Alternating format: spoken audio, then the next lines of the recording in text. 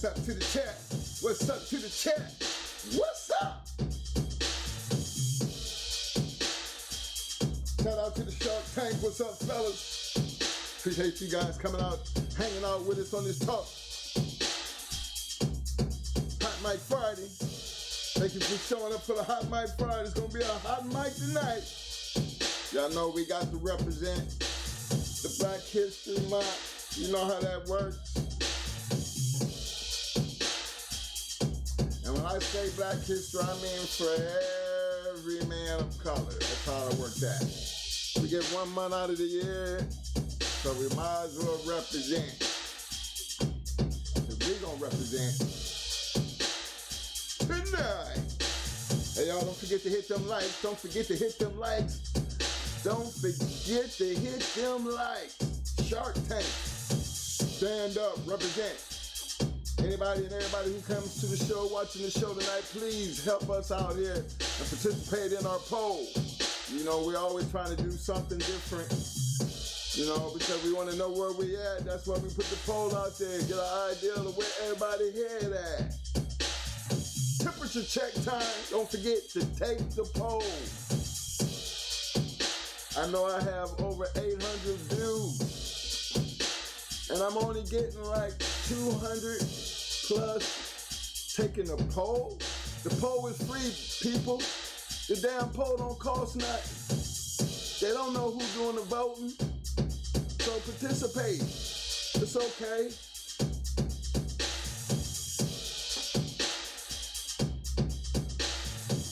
Shout out to my man Benny. What's up, Benny? Yo, Benny. What's up, fam? Man, Dreadlock. What up, fam? T-Max in the building. What's up, fam? Representing hard, the 260 boys. What's up, fam? My man, C. Rich in the house. What's up, fam?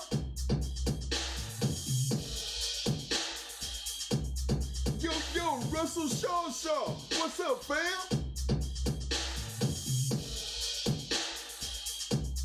My man, Brad P. in our Shark Tank tonight. What up, fam?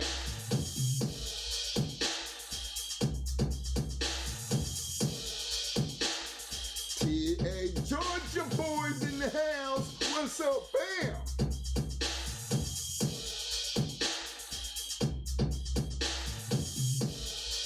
Salute to my boy SBO Kennels representing the night in the Shark Tank. What up, fam?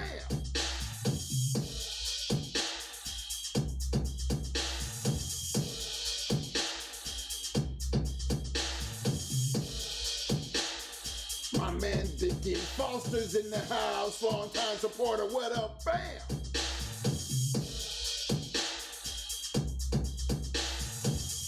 Shout out to Kalingo. Kennels in the house representing. What's up, fam?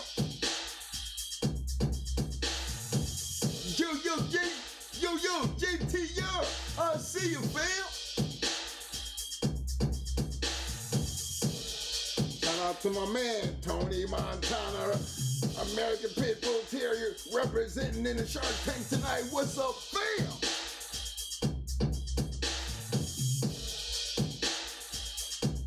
Salute to my boy. In his new kennel setup, I see you, Arrowhead Kennels representing. What's up, fam?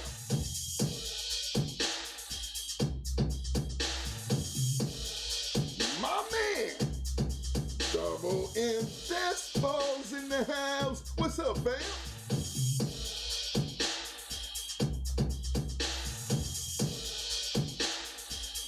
The Insane Honey Badgers in the house. What's up, fam?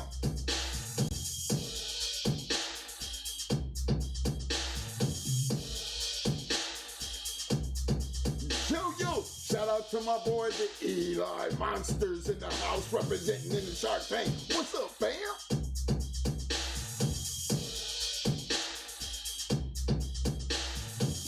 Salute to my man, Lloyd Taylor in the house representing in the Shark Tank. What's up, Lloyd?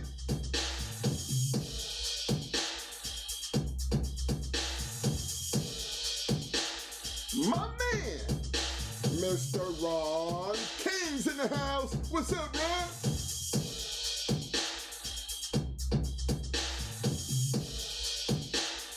My peeps, Samurai Kennels, modern game dogs in the house tonight. What's up, fam?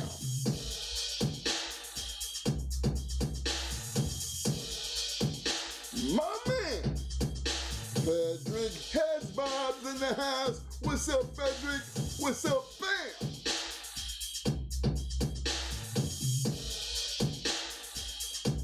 My homeboy representing hard Rack City's in the house. What's up, fam?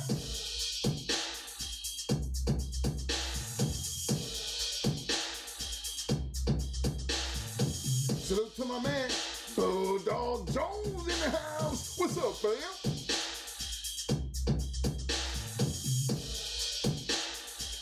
My man, long-time supporter, my main man, Mr. Henry James in the house. What's up, fam?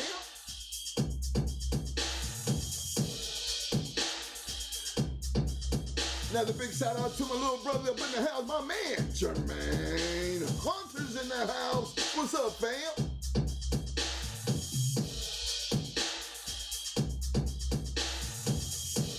Yo, AJ. Yo, AJ. I see you, fam.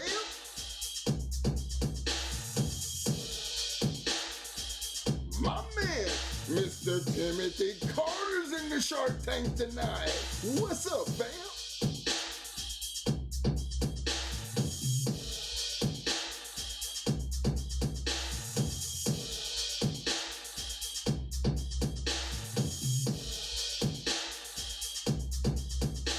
Shout out to my little brother in the house representing hard Scratch Line News in the house. What's up, bam?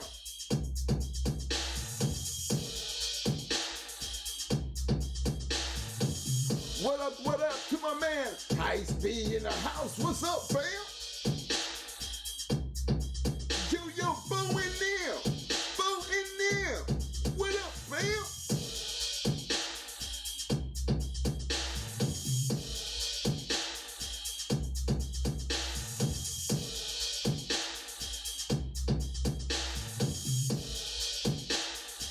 Shout out to Soul Power, a.k.a. Game Up Kennels in the house representing in the Shark Tank tonight.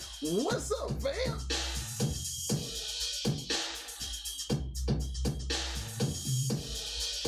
Shout out to my main man. Welcome to the show, my man. Torrance McDoobie in the house. What's up, Torrance? Appreciate you coming to the show, fam. As you know, you done fell up in here and you see a whole lot of blue. Don't let that bother you, fam. We call this the Shark Tank. In order to get that blue, fam, a couple things you gotta do. You gotta show up. You done did that part already. Only thing you left to do now, fam, is participate in the chat. I'm always watching the chat. So when I say participate in the chat, I'm trying to see how you swim amongst them sharks, fam. If you can swim and take care of yourself among them sharks, fam, you will be getting that hardware. You will be proudly become a part of the Shark Tank. Welcome to the show, fam. Y'all show them some love, fam.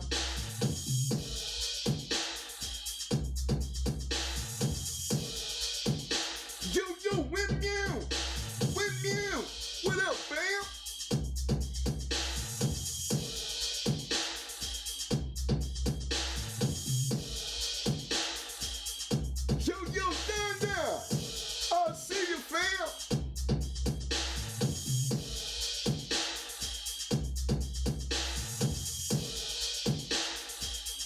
Salute to my man, Walnut, PA, representing the night in the Shark Tank. What's up, fam?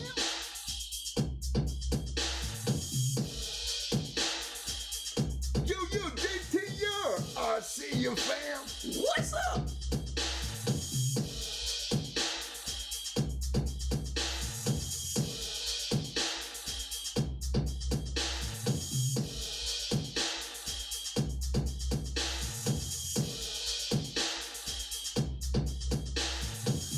To my man, School Viking Family LG in the house. What's up, fam?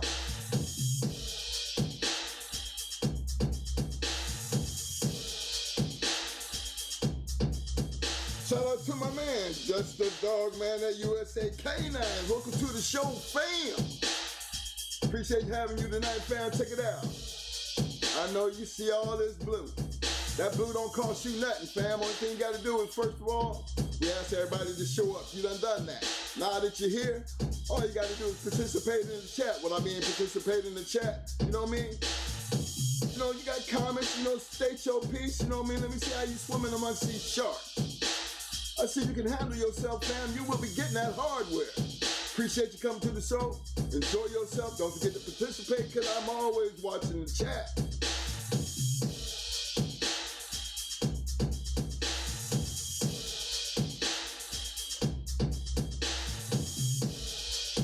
Shout out to my man, Supreme Excellence in the house. What's up, fam?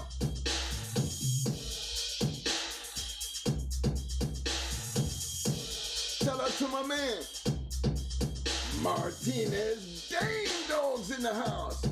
Shout out to you, man. Salute, Martinez. I heard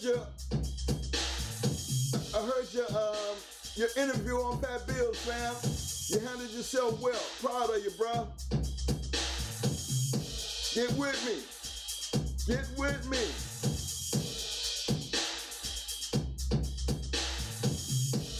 Shout out to my man, Will Francis in the house. Appreciate you coming to the show, Mr. Francis. Appreciate you having you in the show.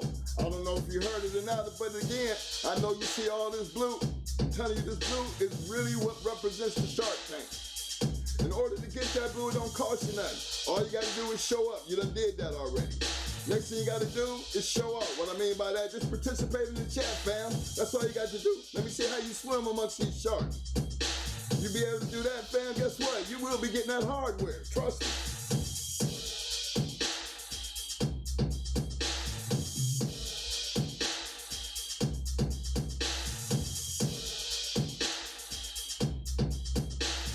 To the rest of the Shark Tank, y'all make sure y'all show our newcomers some love.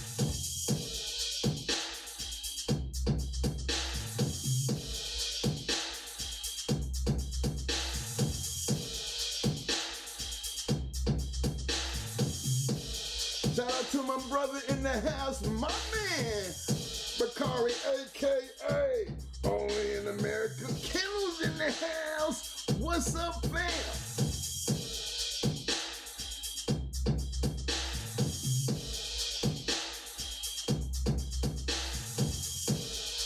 Yo, Bob, this is one of them shows, bro. If you gonna get a chance, man, hit me up, fam.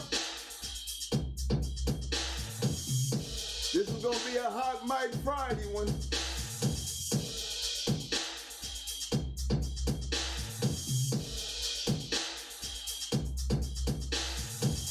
Shout out to my man, Mr. Larry Willis in the house. What's up, fam?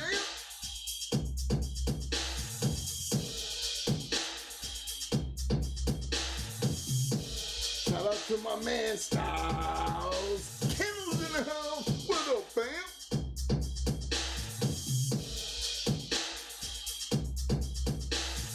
Salute to my man, Frank Cervantes in the house. What's up, fam?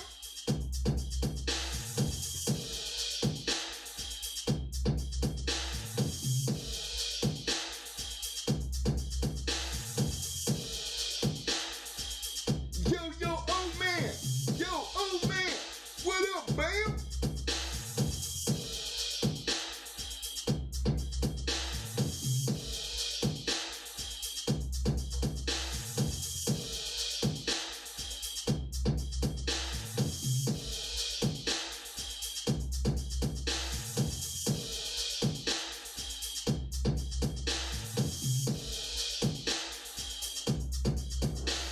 Y'all don't forget to hit them like buttons. Don't forget to hit them like buttons. If you have not subscribed to the channel, don't forget to hit that subscribe button, please. Y'all already know how the super chat, super stickers work. If you got questions, you know what I'm saying? If you have any questions, all you got to do, I mean, I'm not telling people to pay for questions because we don't get into that around here. But if you want to be heard, You get that super chat, you will be heard because we will stop and we'll address all our super chats. Appreciate the love for all the ones who want to do it. Appreciate the love for showing up.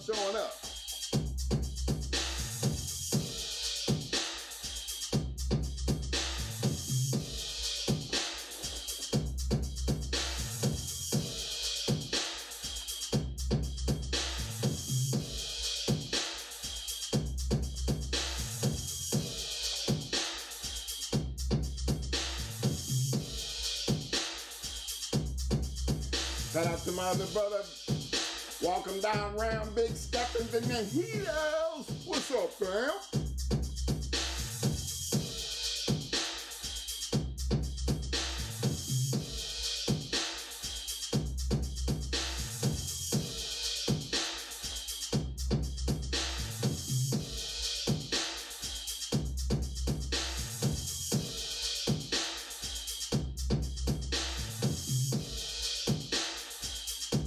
My man, Christopher Fleming in the house. What up, fam?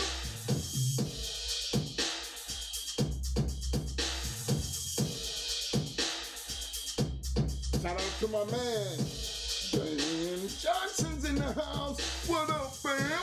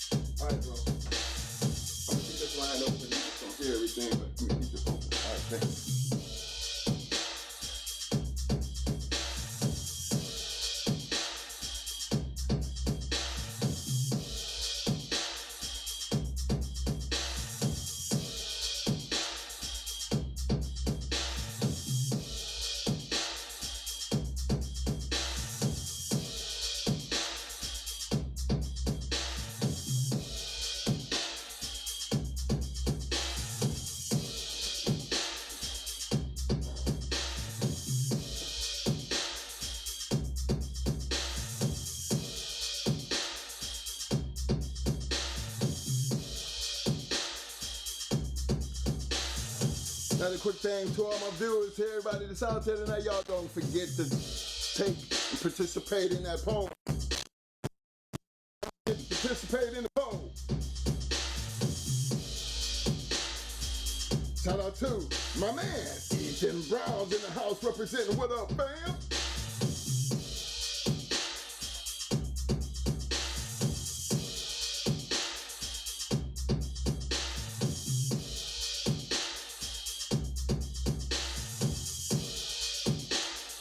Yes, sir.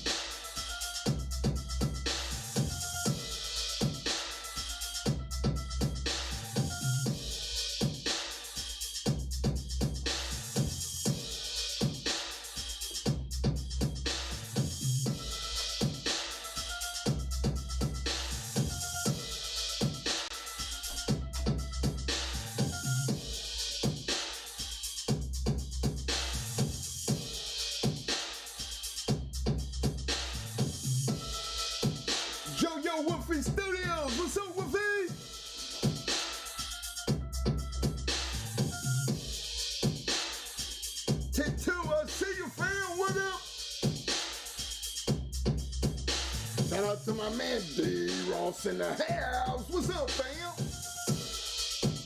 Shout out to my man Mike Dan. What up, fam?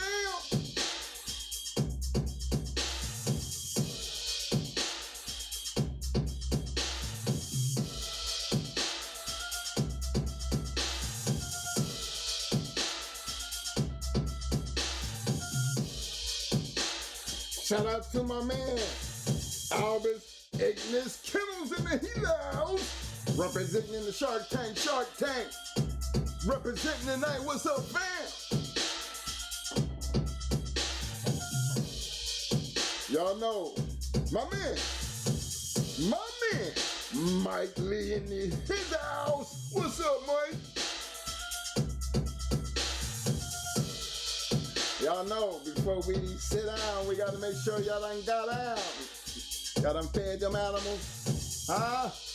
Y'all done gave them that water, huh? Y'all done cleaned up that shit, huh? You checked them cameras? Tell me. Cause we got all that shit accomplished, we not ready to get out. We is ready to get out.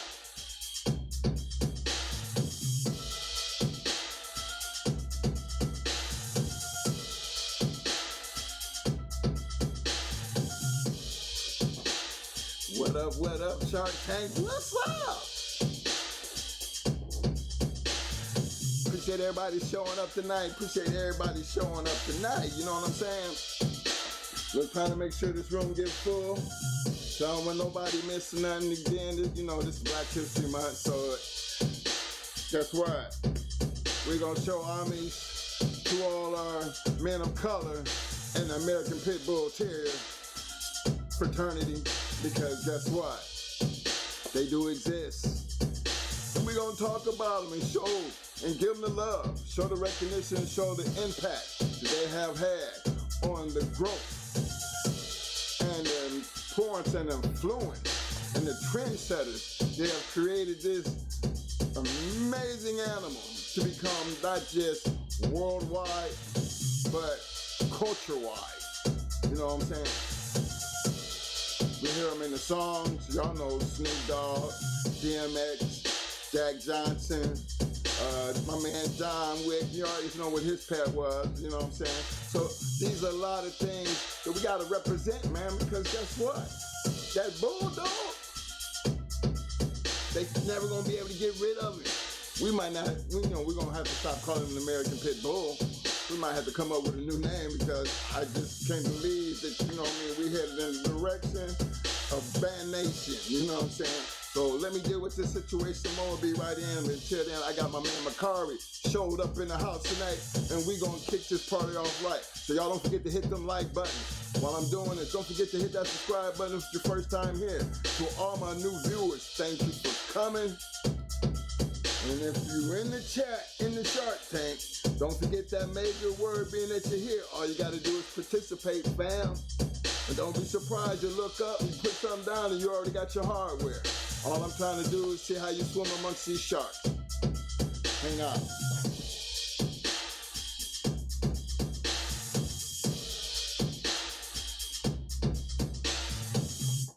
Yeah.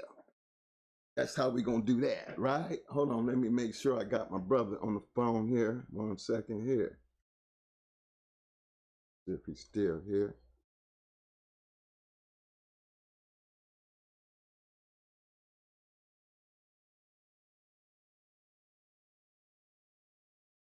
No, we don't want to do that. Hey, Bakari, you still with me right here, brother? I'm right here with you. Okay, appreciate the brother, appreciate your brother. Much love, brother, always. Okay, fellas, y'all already know I got my big brother in the house, the one and only, Mr. Bakari Hotel, only in America. Y'all know how we roll with this. Bakari, you want to make a shout out to all the Shark Tank and the people who are watching the video tonight before we get started, sir? Always, brother. You know, it ain't nothing but love for all the brothers that show up here to support you and your brother that does an amazing job. And I want to apologize to you and Mo. I meant to get my ass here on y'all 1 year anniversary. You know what I mean? And So I had to make sure I come over here and spend some time with you brothers this evening. Well, brother, I really appreciate you just showing up. You already know there's no hard feelings on none of that because it turned out to be a good show anyway. And I know y'all always gonna represent because you know I heard the show and I heard that you were still giving us a shout out even over there at the 7-8 show. Because you know I know you don't never I know you don't never forget us, brother. So you don't never have to apologize for that, my fam. Never that, brother. Y'all two, the damn them are the last Mohicans. I don't know. We starting to put together a pretty big team over there with the panel over there and what we're doing here and how the Shark Tank is improving itself. Like I said, a big shout out to the Shark Tank because again they have made a brand name for themselves, and I'm gonna run it to the damn wheels fall off of it. So the Shark Tank, y'all keep doing what y'all doing. Appreciate the love. Before I get started, I want to give a special shout out to some couple people who done showed up that deserve a big shout out. My man, Mr. Devin the Dude. What's up, fam? My brother, Rubber City Kennels. What's up with the... I'm with you, brother. Yo, yo, yo. My man, Vladimir Irvin. Hey, Vladimir. You on time tonight, fam. That 4-hour difference make a difference, man. I'm glad to see you. Who else we got out there? All right, fellas. This is how this... Hold on. Rudy Kennels. What up, fam? I see you. Okay, y'all. I'm just going to run this a little bit before Mo get here. But you already see, you see how the poll works here tonight. You know what I mean? I need everybody to go ahead and take a vote. You know what I mean? Because when you start talking about recognition in the game, you know what I mean? These dogs go way back. And as far as men of color, you know, I mean, not just black men. I'm talking about Hispanic men, all men of color. Have always had and played a major part in the development of the American Pit Bull Terrier fraternity. And for all the years, you never really see them in the book. You never really hear much about them.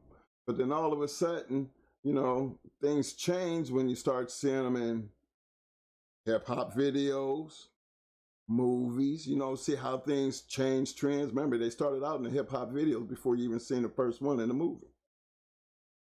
Well, in a movie, because then again, you got to go all the way back to Little Pete, back to the Little Rascals and stuff. You know what I'm saying? You got, you know, for people who don't know who Jack Johnson is, he was a heavyweight boxer, black heavyweight boxing champion, and you know, I can't remember. I think it was Mr. Colby who gave him his first dog, American Pit Bull Terrier. Then you have my man Snoop with his Niggerino dog, and then you know DMX always represented. I've learned, you know, a lot of people since I've been in the game that had pit bulls, and they were very successful people. You know, some of them even had them as pets. Some of them did other things, but the pit bull has always been around and had an influence on this game, but you never really hear or see it in a book anywhere. You know what I mean? The Denny Green story I thought was a very, very interesting story. You know, I thought that the Legion of Doom, as many great dogs that they had, you know what I mean, you'd never really heard of them in the story. You know, no books. The Gardinas, been very influential in this game for many, many, many years. But nobody puts them on the Floyd Boudreaux or the Tom Garner type level. Like, you know, they don't get that type of cred. I give a shout out to my boys, you know, the VBK Kennels, you know, West Coast people. You know, they had they had dogs from us, and believe it or not, they were a very, very good kennel. The Havana boys were a very, very good kennel. You know, these roster man, the Booms, I mean, y'all don't see these guys in no books, nowhere. And some of you guys probably wouldn't even know who these guys was if it don't be for the talk shows, them being on the panels. or us doing what we're doing. I mean, people probably would have never heard of people like us. But in the underground, back in the day, you would have. You couldn't miss them. Because wherever the big shit was, you're going to find one of us there. That's why we can sit back and talk about all the great stuff that we've seen.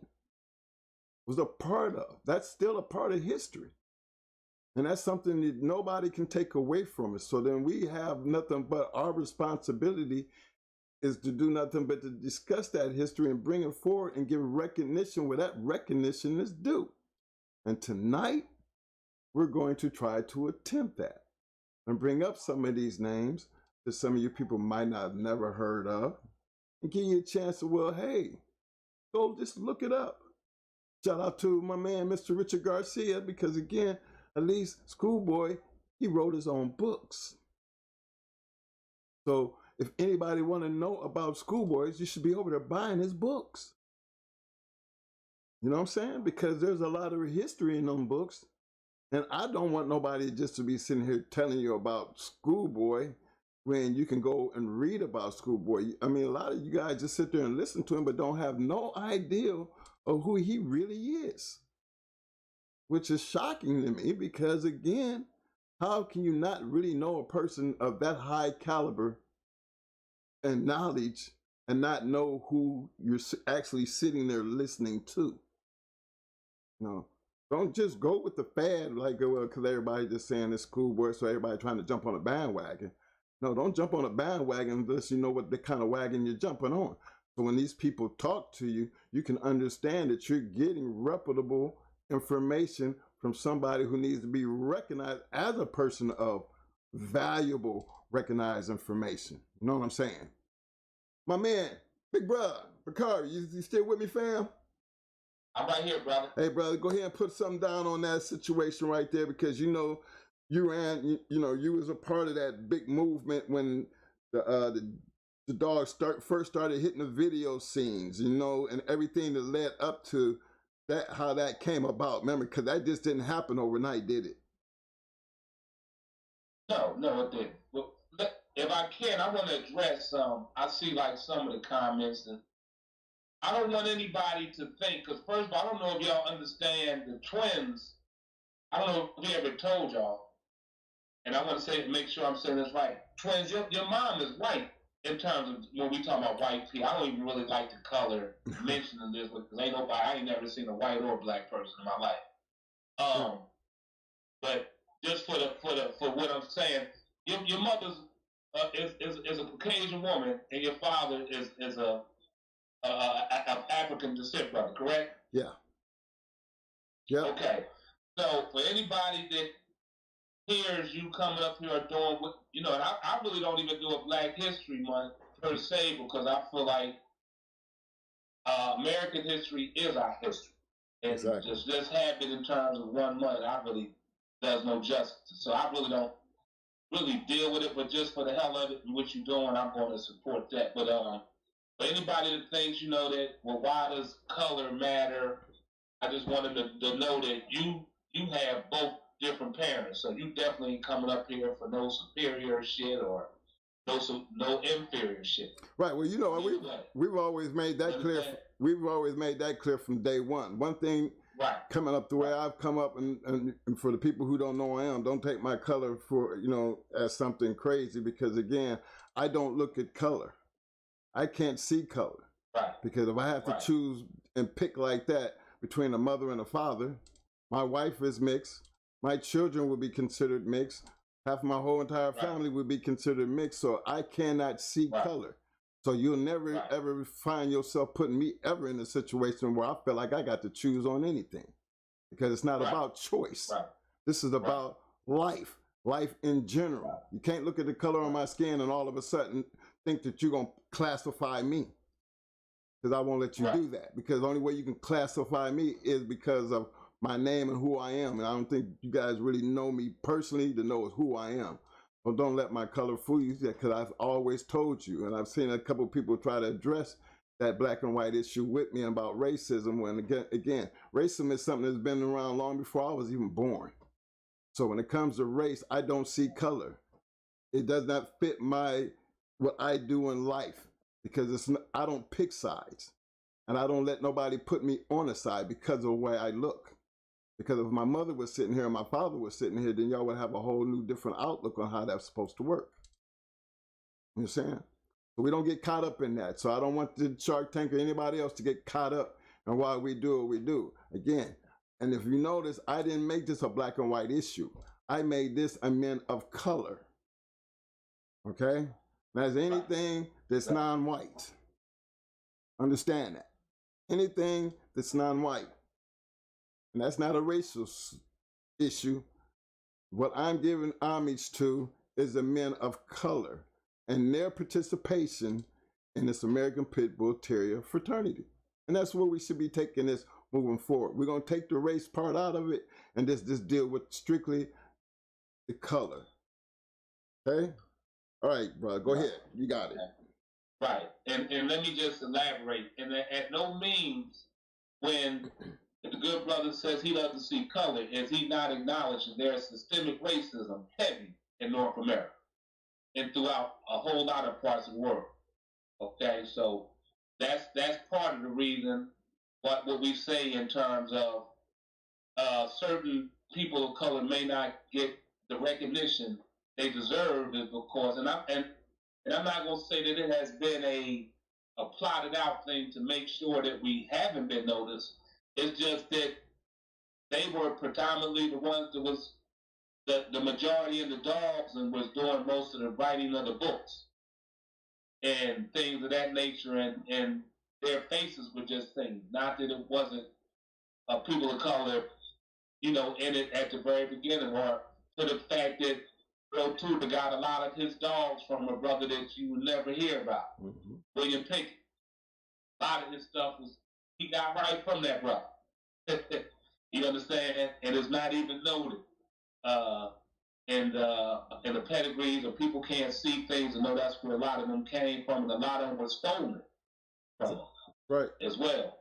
Matter of fact, we're gonna have to do a whole show on that one day, brother Mike. Okay. Just on that Earl Tudor, William Pickett thing. Okay. You're right. But yes, it's been it's definitely been a turnaround in terms of the majority or individual dogs, probably people of color than there was at once upon a time. Of course, like anything else, once a lot of the brothers get a chance to get us some things, they're gonna really want to do it. Once they feel like they're allowed and enjoy as well. So you see a lot more of it. So I'm saying there's so many names like anything else. You just hear a few names, but most of the names you'll never hear because they're just not recognized. But that doesn't mean that they're not helping dog man and doing hell of a things with the dogs throughout the world. You understand? But yes, sir. Definitely. I mean, like I said, a person asked me, I think on the 78 show, like, did I ever really go through like any type of things, and even with the racist part of it, I said I heard of things, but I didn't really see it. I was pretty much welcomed by everybody. It didn't matter. If you was a dog man and you were doing well and recognized and respected in the craft of being a dog man, that was pretty much the criteria. You understand? So of course you're always gonna have a few people that's fed into their racist views and superiority and some other bullshit. But for the most part, if a person seeing you showed up with a good dog and you were a gentleman and you carried yourself in a good manner, you was welcome everywhere. You understand? So, and like I said, the contributions of things that we have done is definitely noted now that like the show like yourself and 78 and even Pros when he had his show up in Pelican Bay and different other shows. I'm probably forgetting some. Some people start hearing more about certain brothers that were in the games that was making contributions So, it's good that people do know, and some brothers don't want to be known. Right. They don't even care if you know them. It's not nothing negative, just that they wasn't doing it. Neither did I, for that matter, care to say I was to be recognized amongst, and of saying what I done. It's just that I just consider myself a dog man like every other dog man, and love the game just like everybody that's mostly in this chat. They love the dogs like me and you love them, twin. That's why they're here. That's right. People, Right. We all got the same thing, the love of the dogs, and that's what binds us all. Doesn't really matter what color, but yes. Yes, do I feel like, again, what the poll stated, do we get the same, or did we get the same recognition? I'm going to say no. Are we getting recognized now? Yes, a big yes. Oh, yeah. And I owe that to, again, if you think about the time change, when you started having them on the videos. Remember, it started with the videos, the black videos. Right. When hip hop kicked in, it became something that represented who we are from the inner city. And when they started applying it to that situation, then it took on its own little creation. Everybody had to have one. Everybody wanted one in the video. And then they tied that, became a trend, right? Because at that point in time, you remember it was a bunch of Doberman pinchers. Remember, we followed the trend for a little while. Prior to us even getting into these dogs. That's how we had, remember the Doberman game, the movie The Doberman game? Oh, yeah. Okay. Well, I raised them. That's what we were into, the Dobermans. And we had the boxers. Remember the boxers? Yeah, the Dobermans? Yep. We started out with the little the boxers. They were just too hard to deal with because their temperament was just crazy. Right. But we didn't stay into that long. But when we got into them Doberman pinchers and start actually doing the breeding and realized, remember there's a lot of colors to a Doberman pincher. They're not just all black. And they're not all just red. The blues, the grays, the fawns. Yeah, we had them all. But remember, that was a trend back then. Everybody wanted to have a Doberman pincher. So, that was a trend as that trend moved along. But in the same token, that other trend that was moving, that was underground, that I didn't really get a chance to understand it until I actually got into bulldogs. And again, everybody done heard the story already. And everybody knew Kimsey Woods, James Edwards, Atlas Brewer, James Triplett. These were white men in North Carolina who never, ever once disrespected me or made me feel uncomfortable. Now, I don't know because I was running around with the sheriff or maybe because they knew I was a Marine. But regardless of whatever the situation was, the people didn't just give us a bunch of bullshit or treat it. Remember, we didn't ever pay for none of those dogs. So it's not a matter of their color, and they definitely couldn't have been looking at my color. Not to give me the dogs that they gave me. They would actually giving me more praise by representing the country and telling me thank you for your service. And here, y'all take these, and didn't tell us what to do with them, but they gave them to us. So they even had enough faith to be able to do something with them. And I knew that I think it was Atlas, who was a good friend of Tony Wade. Remember, Tony Wade is the one that wound up with Snooty's headstone. Uh-huh. You know what I mean? And then Harry Hargrove, shit, I'm just being honest with you. There wouldn't be no War Eagle without Tony Wade. But you never heard about Tony Wade. Tony Wade was the man behind the dogs, y'all. Trust me when I tell you. Oh, yeah. He was the man behind the dogs. I hear a whole lot of Harry Hargrove, and very little Tony Wade. Did he have that tape bitch? Yes, Tony he did. Had that tape bitch? Yes, he did. Tape dog? Yes, he did. Okay. Yes, he did. Okay. So. Right. It was a male, I think. Yes, he was. Yeah, it was a male. I'm sorry. And he was I think he got him from Carl Mims, right? Yep. If I can remember. He sure did. Okay.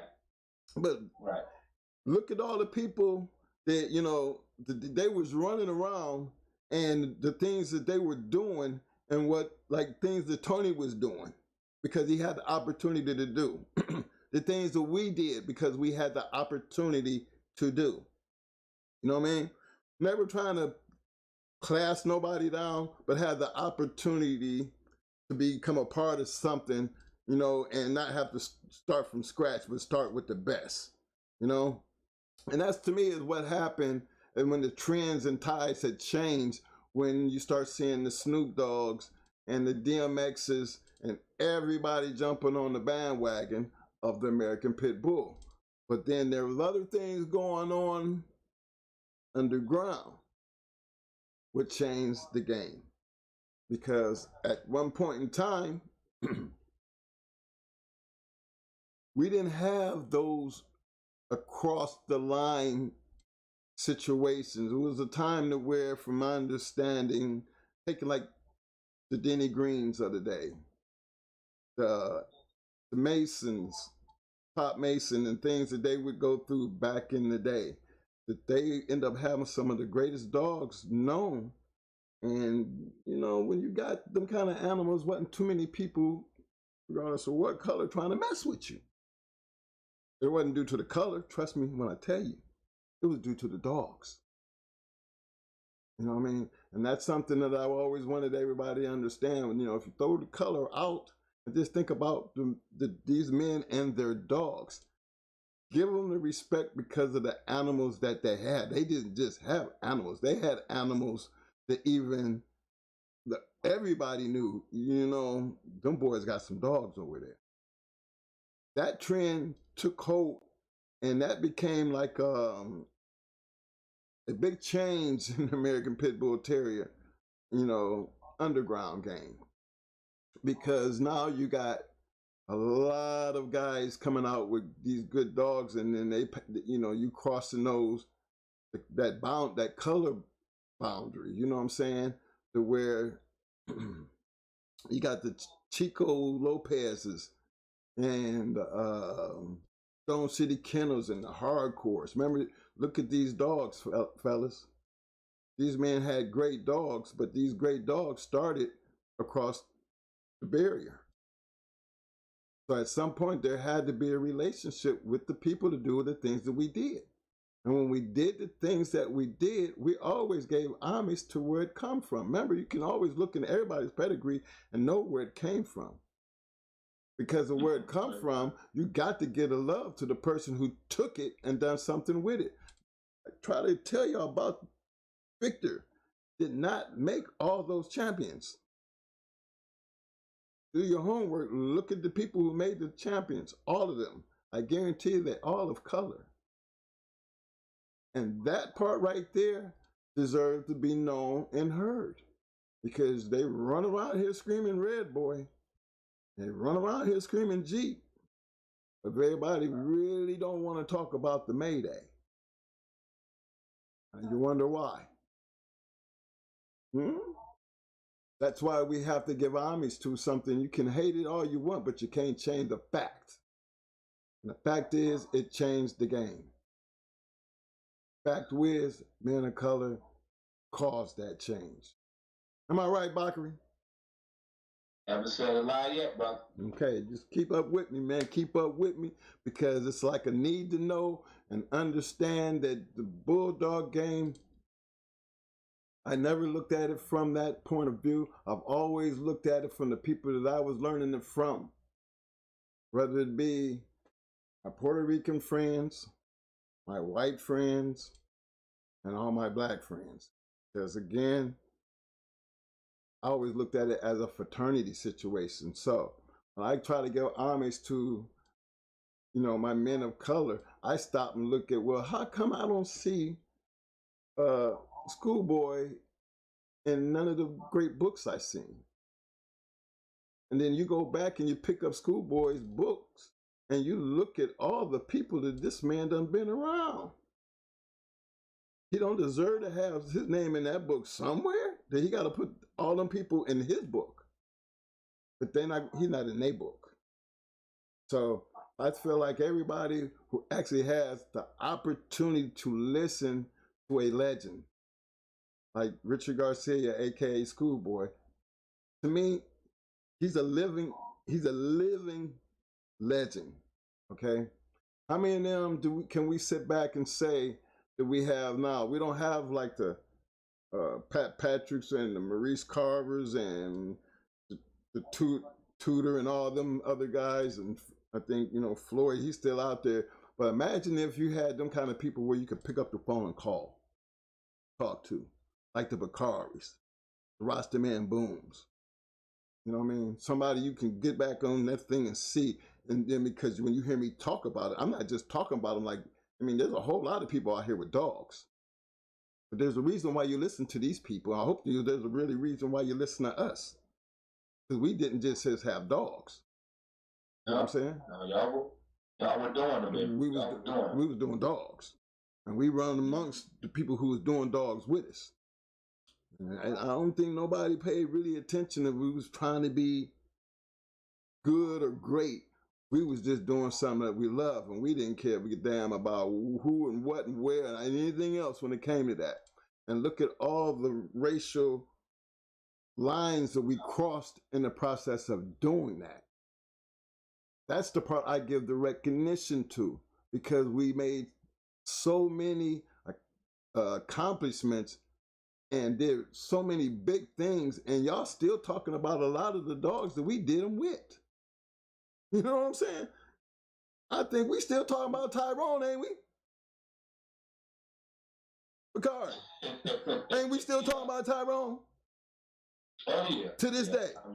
Yeah. You know it. Yes. Yes. So anytime you can sit back and talk about dogs like that, and Flop and all these other dogs that we done had our hands on, and blood that we done been through.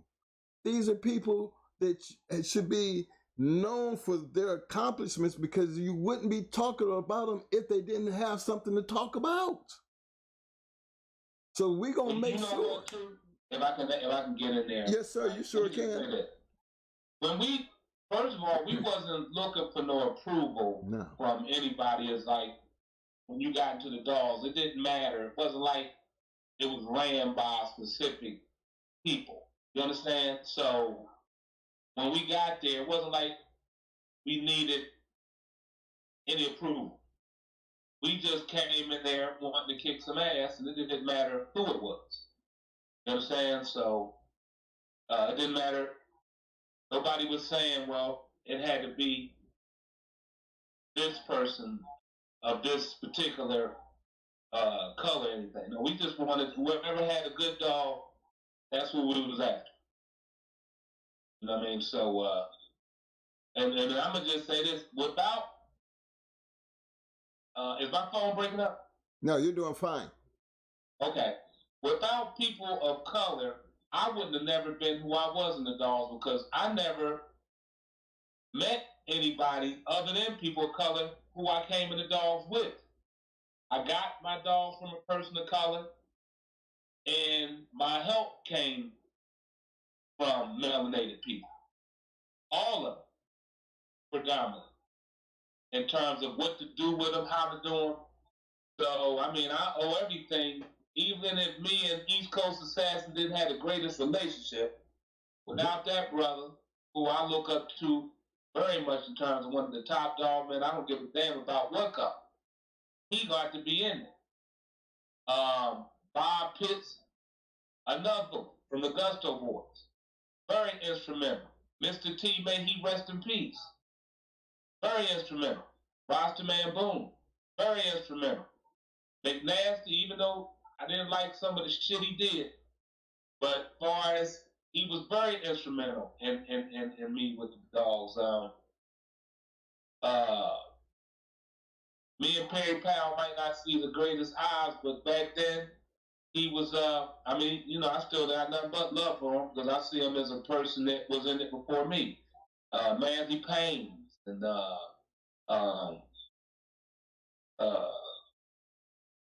trying to think who else was. It was a lot. I mean, the Harris brother. There's a whole bunch of, like I said, Thibodeau. Mm-hmm. You know, hell, I mean, a lot of what I was running, it was coming off that line of the Art Misty stopping out of crosses. And then to find out the Stompanato truly came from Chicago. Right. From a brother. From a brother. From a brother. Okay. Can't forget Mr. Whitley. Can't forget Mr. Can't forget Mr. Whitley. Can't forget Brother Vernon Whitley. May he rest in peace as well. Yes, sir. I mean, yeah, we got it. We definitely can't forget him. You know what I'm saying? It's been so many people that was shaped me into the dog. You know what I'm saying? And I'm sure they shape you as well. So a lot of times, where a person, you know, when they first got a dog, you thought you couldn't get a good dog from one of us, or you wasn't gonna get the knowledge from one of us. But most cases, most of the knowledge we got was from one of us. You know, so without the melanated people, shit, I would have never even had a foot in the dogs, because how the hell else would I have reached to any show by any other means? Exactly. You know, me personally. So all my vehicles that took me everywhere to meet any and everybody came from people of the color. You know? Well, you're right about that, because remember, ours basically started in North Carolina, and it started with, like I said, the sheriff, but look what that did. I mean, look at when I stop and think about all the people, the white men that we met down there, and the dogs that they actually gave us to start out with. And then, you know, when I look at Tornado's papers, and I sit back and I look at, you know, we just brought that up to the fellas, you know, that same sheriff that we was talking about, he's in Tornado's papers. You know, he's responsible for that dog. So, and look where Tornado came from. Exactly. You know where she came from. Yep. You know exactly where she come from. I think. Right. So, and you know, a lot of that came from up north, back down this way. You know that, right? That's right. Yes, sir. Because that's exactly where it went. It went from down there to up there to back there over to Kenny Island. So, when I sit back and think about situations like that, it's a small world, because again, brothers had a whole lot to do with a lot of things in history that's kept kind of quiet, but they do to get to, you know, like my man Cheryl Powell. I always gonna give him a shout out, because it was due to him that we had dogs in the first place and met the people that we got a chance to meet. But then it was also his greatness showed you, because he will always live in infamy long as that goddamn double grand champion Tornado has papers and we still talk about her.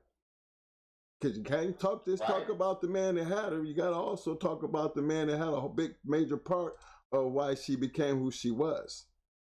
So that was another black man that I take my hat off to, just like I take my hat off to the first black man who created air conditioning and heating, which is something I do in life. I mean, I don't care how you look at it. I'm not going to forget the fact that, hey, a black man created air conditioning and heating, and I'm going to always give my shout outs to him. So, and understanding even the little things that we have in life, it's the little things that turned into big things, is what I'm trying to get everybody to understand. And that's why we're going to try to address a lot of the little things that you guys probably didn't know about that led to a lot of the big things that end up happening. Because like Bakari said, when that stuff hit the inner cities, first of all, remember, we didn't have big yards up there. So when we left North Carolina having Doman Pinchers, we had big yards. We had enough to have pit bulls and working guard dogs. And back then, we didn't have to worry about people stealing the damn pit bulls, because we had guard dogs. You know what I mean? So it was hard to get to the pit bulls. But when you changed around and went up north, things got a little different, because again, everybody's in a little tight space. But then that's when I started running into my bulldog brothers. I got to remember now, I got in the game and got to meet my bulldog brothers. I mean, we went from Buffalo to New York to the mountains of Tennessee, down to Ricky Jones's yard, all the way into PA, all the way across the water to Puerto Rico. I mean, we have been all the way around the United States in every means, ways possible. Hung out with all the fellas. I'm talking about from the Southern Kennels to Stone City Kennels, the hardcore Kennels, from the Havana Boys and golly, Undertaker, Abrahams, Big Ralph, Ohio Cash, all these is brothers. Right. Every last one of them. Mr. T and McNasty, Mr. Mason, Mama. These is all brothers. But I can tell you, I could, mold a little bit better at it than I am. But I guarantee you, if he was to run down the list of the grand champions and champions that we ran across that is in the history of this game right here, y'all would be amazed. You would be shocked. Abraham didn't only just have Queen of Heart. Y'all don't know. You know what I'm saying? McNasty and them, they had more than Joey. Joey wasn't the only dog that they had. It's funny you said that. I think somebody even had a nerve to say to her, I guess just like we were talking about Tyrone, that was just one dog act. Right. You know what I'm saying? And a person will act like that's all that man had was one dog. I had some dogs better than Tyrone. I had a bitch better than Tyrone. She just ended up dying on the treadmill. Now it was stories that I was supposed to left Tyrone on the treadmill, which was bullshit. But I had an actual bitch that a partner of mine left on the treadmill that we beat the Gusto boys within 6 minutes and won best in show. I thought she was the best dog I ever had. You understand? Past a couple of champions and grand champions that we had. So, but they hear one dog and get fixated like, okay, damn, Bob must just had Tyrone, Lexus Coop, and Rick Rude. Right, that's the only shit you had. Like, come on, man. Right. No, fellas, no. These stories is bigger than that. That's why I said, okay, you hear about Bakari, but then that's all you say is Tyrone. Like when everybody talk about it, all you talk about is Brat, but then there's a whole lot more than Brat. When you talk about the Legion and Doom, you talk about Luther, but there was a whole lot more than just Luther. It was with McNasty and them, there was a whole lot more than Joey. When the Abrahams, there was a whole lot more than the Queen. Queen of Heart, right. You know what I'm saying? So when I talk about these gentlemen, I talk about them based on the abundance of what they had, because when you talk about us, and like Bakari said, most of the people that he ran into and he was learning the game from was people of color. So understanding that these people of color did have more than one dog on their yard. You know what I'm saying? They had abundance of dogs. And when you're dealing with people like that who had abundance of dogs, just like Bakari said, he had more than just Tyrone. It's like I could go down the list and tell you, they had a whole lot more dogs other than the dogs we were talking about. It was a lot more famous than the dogs that y'all talk about. Like when you talk about the Legion of Doom, everybody talk about Luther. But ain't nobody talk about Doom, who beat the 9-time damn it Robert T. You know what I'm saying, Bakari? Right. How the hell is you going to talk about Luther and forget about Doom? Right. That don't make sense to me. But again, when you say Legion of Doom, some people don't even know who the hell it is. But first thing you'll hear, they'll talk about Pat Patrick and everybody else, you know what I mean? And scratch their head when they're trying to figure out at least one legendary black man or a man of color. Because to me, theirs is just, when I look back on the history of the game and go back as far as the Gardinas and stuff, and if you really follow that line, you'll find there was a whole lot more than them. And remember, all that was within one family, wasn't it? That's it. Right. I mean, but speaking of that, like you said, look how many great brothers over there in Mexico. Right. Okay. That's what I'm saying. A whole bunch of great goddamn brothers over there that you don't really hear about. I mean, hell, we got a lot of good brothers right there in South Africa, man, with these some bulldogs. Yes, we do. I'll be seeing them over at 7-8 show and over there in y'all and over at y'all show. Right. They show up. Yeah. Yes, they do. Yeah. They show up. It's a lot of, it's all over the world, man. And I'm gonna say this, by being from up north, once I moved down south, we might have started off, brother Mike, with some of the Dovers and boxes and shit, but those brothers just down south, they've been starting off since the 60s. what you and saying? earlier with Bulldogs. They didn't have to hit the Doberman and Boxer phase. They been had the Bulldogs. Yeah. So once I moved there, that's really why it was so easy to get in contact with the Bulldog, because there's so many of them. Like I said, hell, I brought my first dog out the damn my first game dog out of a newspaper from a brother. And that same dog I beat the Jersey boys with and won Best of Show in 19 minutes with. Then that same dog, I gave it away, and they went almost 4 hours with the dog to a draw. Like I said, you was going to find a good bulldog if you just looking for one. Yes, sir. Anywhere. I mean, shit, it was like that up north. I mean, you could go into Buffalo, right, Rochester, and the city of New York and come out of there with some damn good bulldogs. Right.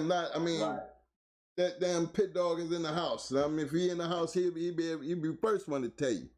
Because, I mean, we used to run around up in that area, man. And remember, it was so many of them dogs up in that joint that was like, remember when Jeep fought Homer, right? The dog that was supposed to fight Jeep that night actually was supposed to be coming out of New York. And I can't, right. I'm trying to remember my boy's name too, man, because they was crazy as hell.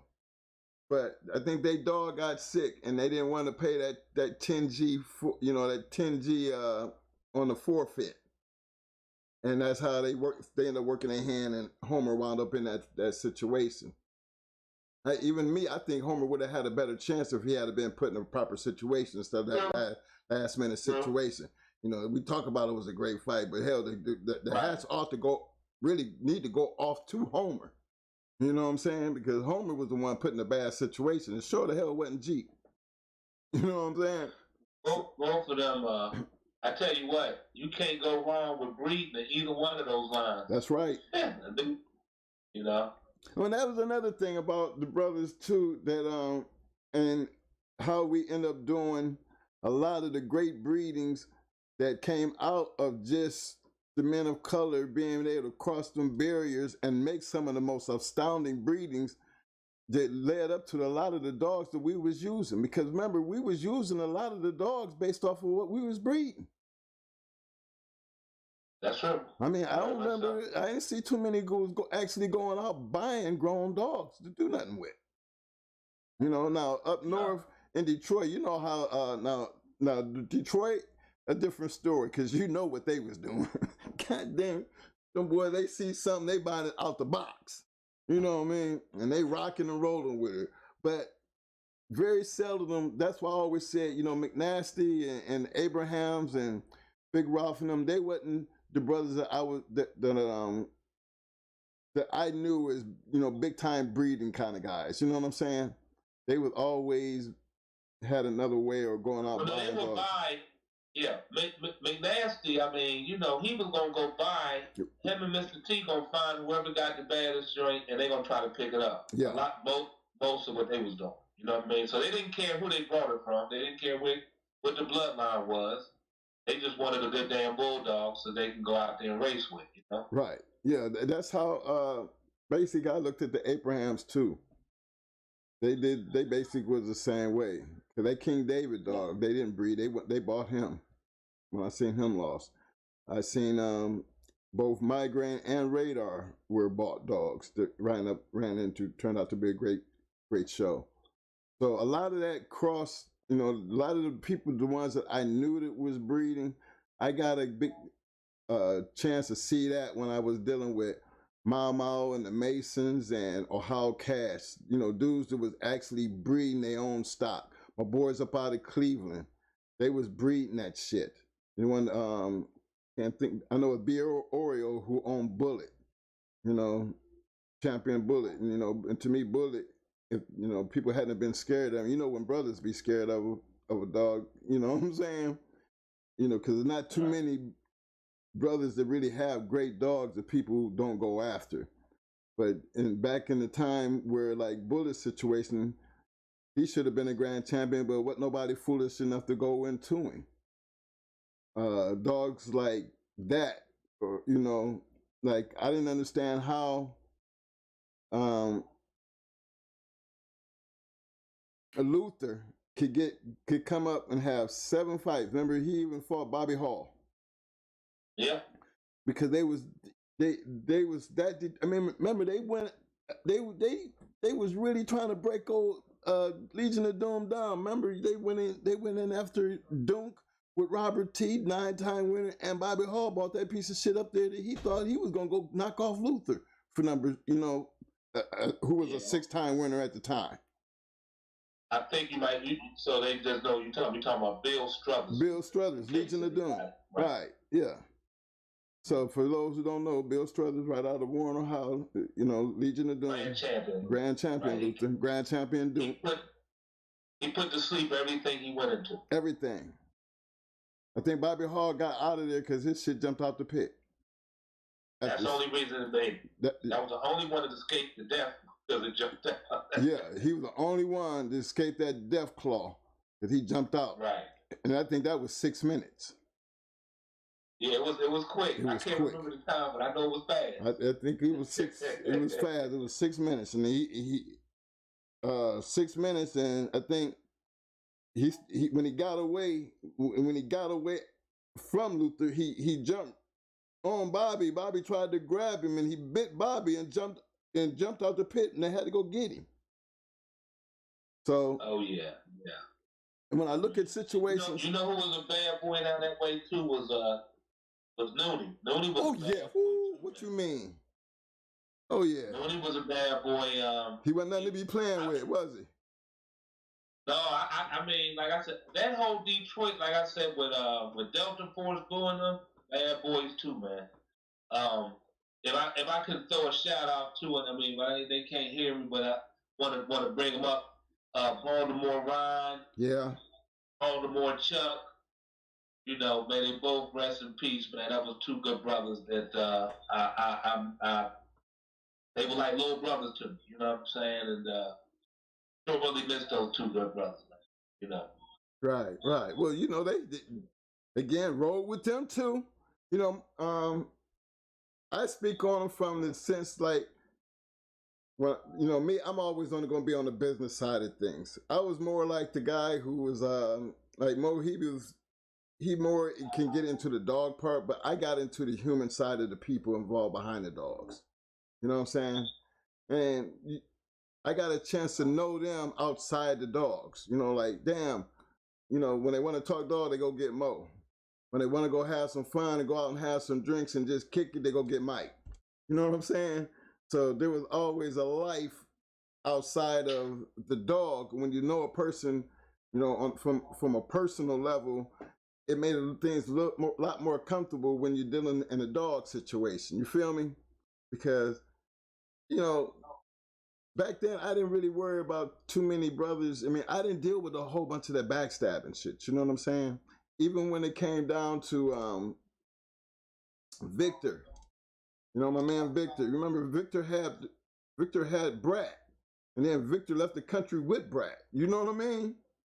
But he took care of her, and he sent her back, full of puppies.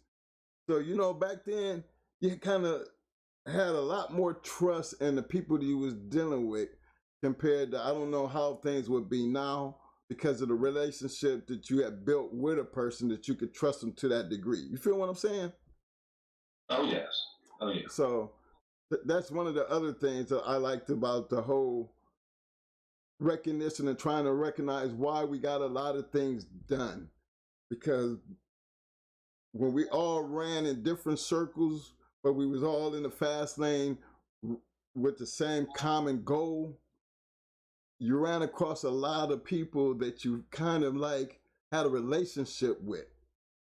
And you guys got to understand, the movie situation, the whole hip hop trend, the whole bulldog situation that blew up to everybody to this day who want to have a bulldog, so now they're doing the bully things. All this started based on what we was already doing underground.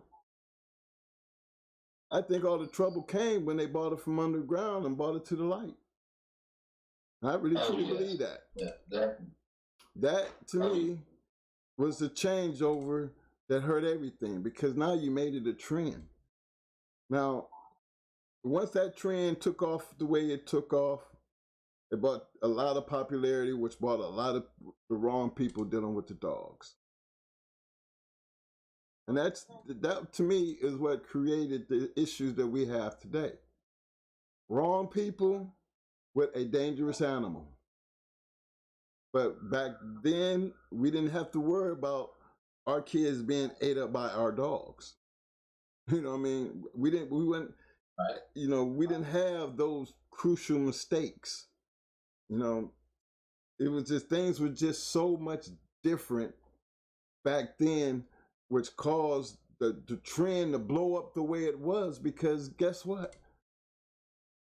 Everybody wanted to do what they seen us doing. Everybody wanted to be a part of that, but everybody couldn't. But guess what? Everybody wanted to be a part of it, but then because that's why everybody came. Remember back in them days, it wasn't nothing to have 100 people at a cookout, was it, Bakari? No, that was a small gap. Damn right. It wasn't nothing. That was a small gap. Yeah. Oh. I just like to also shout out to Brother Artie from Boot Camp Click. I'd be glad when he get back home. Solid, good brother. Mm-hmm. Yeah, man. Well, I was just wondering, Bakari, because you've been around, you traveled. I mean, hey, you traveled just as much as kind of what we did. Remember, I thought the biggest thing for me was when Black Ice left the islands and came all the way over to Florida just to get on the yard. You just wanted to see the yard, right? And it was, to me, that was a funny situation, because even then he was out there in the car with us trying to find a person who had just stole a dog. You know what I mean? He came to town. We out here. He ain't had no problem. He had his wife with him. He ain't had no problem. Even his wife, Reese's wife, when we out there trying to find a damn dog, and we was gathered up looking for this dog too, and he ain't had no problem with it. You know what I'm saying?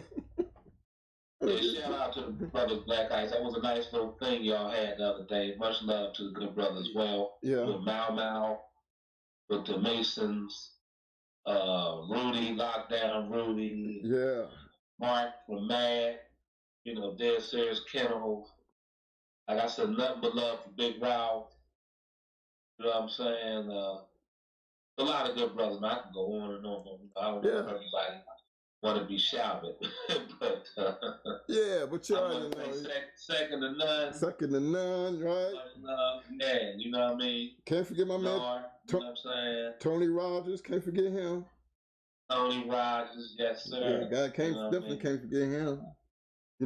My man Hal Cass, I always give my shout out to him. R.I.P. to my man James Pope, because again, Abernathy's Molly, y'all got to remember, Shirley wouldn't be a whole lot of other things going on if it don't be for what Pope did with that Shirley dog. A lot of great breedings came about that dog. All behind that man right there. But then again, this is why we give homage to these guys, because again, if we can be a part of the movie industry and take that same situation and become a trend in the hip hop, and still to this day, we have our dogs and we love our dogs. We have to be able to protect that. Now, recognition, when I be handing out, did they get the recognition? One of the reasons I feel like we didn't have the recognition and didn't get the recognition because we didn't have nobody doing what we doing now. Because personally, back then, we really wasn't looking for recognition. Wasn't trying to get no recognition. Hell, there was a time period, we wasn't even reporting shit to the journal. Remember them days? Wasn't nobody into that shit. Right. Wasn't nobody trying to do none of that. Wasn't nobody trying to register no dogs. Wasn't nobody. But guess what?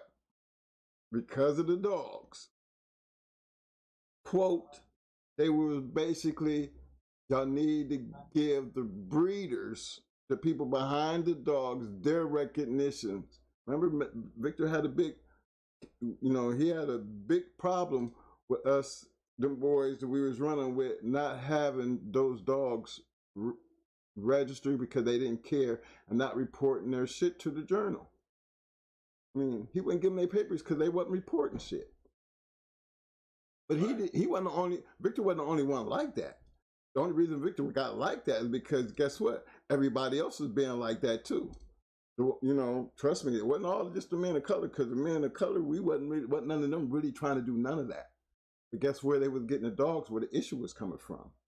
That's why you start seeing everybody coming up with these crazy papers or being, you know, kind of forced to get papers or even trying to report.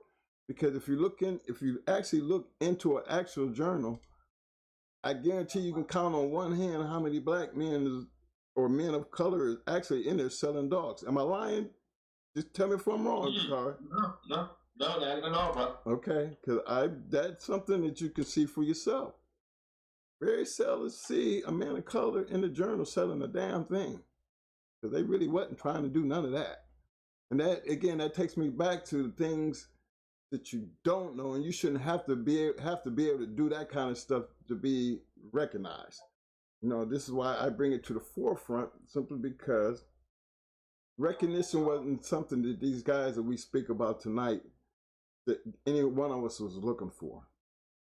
But they were also responsible for a lot of the great dogs, a lot of people that y'all talk about and run around with the blood on your yard and wish that you could have anything close to what they had.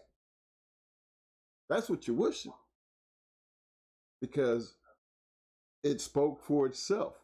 We didn't have to throw papers around and do any of that. We was always built on performance. Performance is what got them, putting them in the videos. Performance is what got them showing them in the movies. You know what I'm saying? Yeah. That's what caused it. It's funny you mentioned. I'm sorry. Go ahead. You go ahead. It's funny you mentioned, like you said, I think, and I'm not saying that anybody is doing any illegal activities or fighting with no dogs today.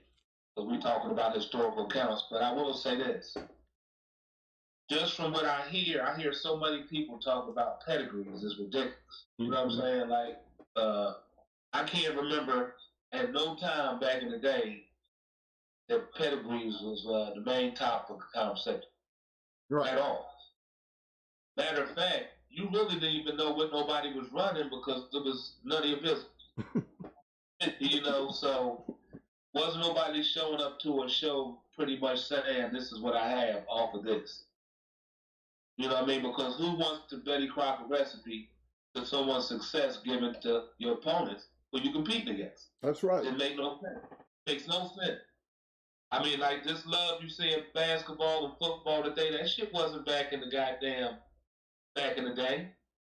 You know what I mean? They could be, hell, Magic and Isaiah was best friends, but damn it, they was fighting. Hell yeah. On the damn court. Okay? So, I mean, so it wasn't like nobody's going to sit up there and say, well, you know, I'm running Red Boy Jocko with a touch of this in it, and I'm running Eli Carver with this. For what? Nobody's trying, even if y'all know each other and y'all cool with each other, wasn't nobody trying to just exchange pads and information.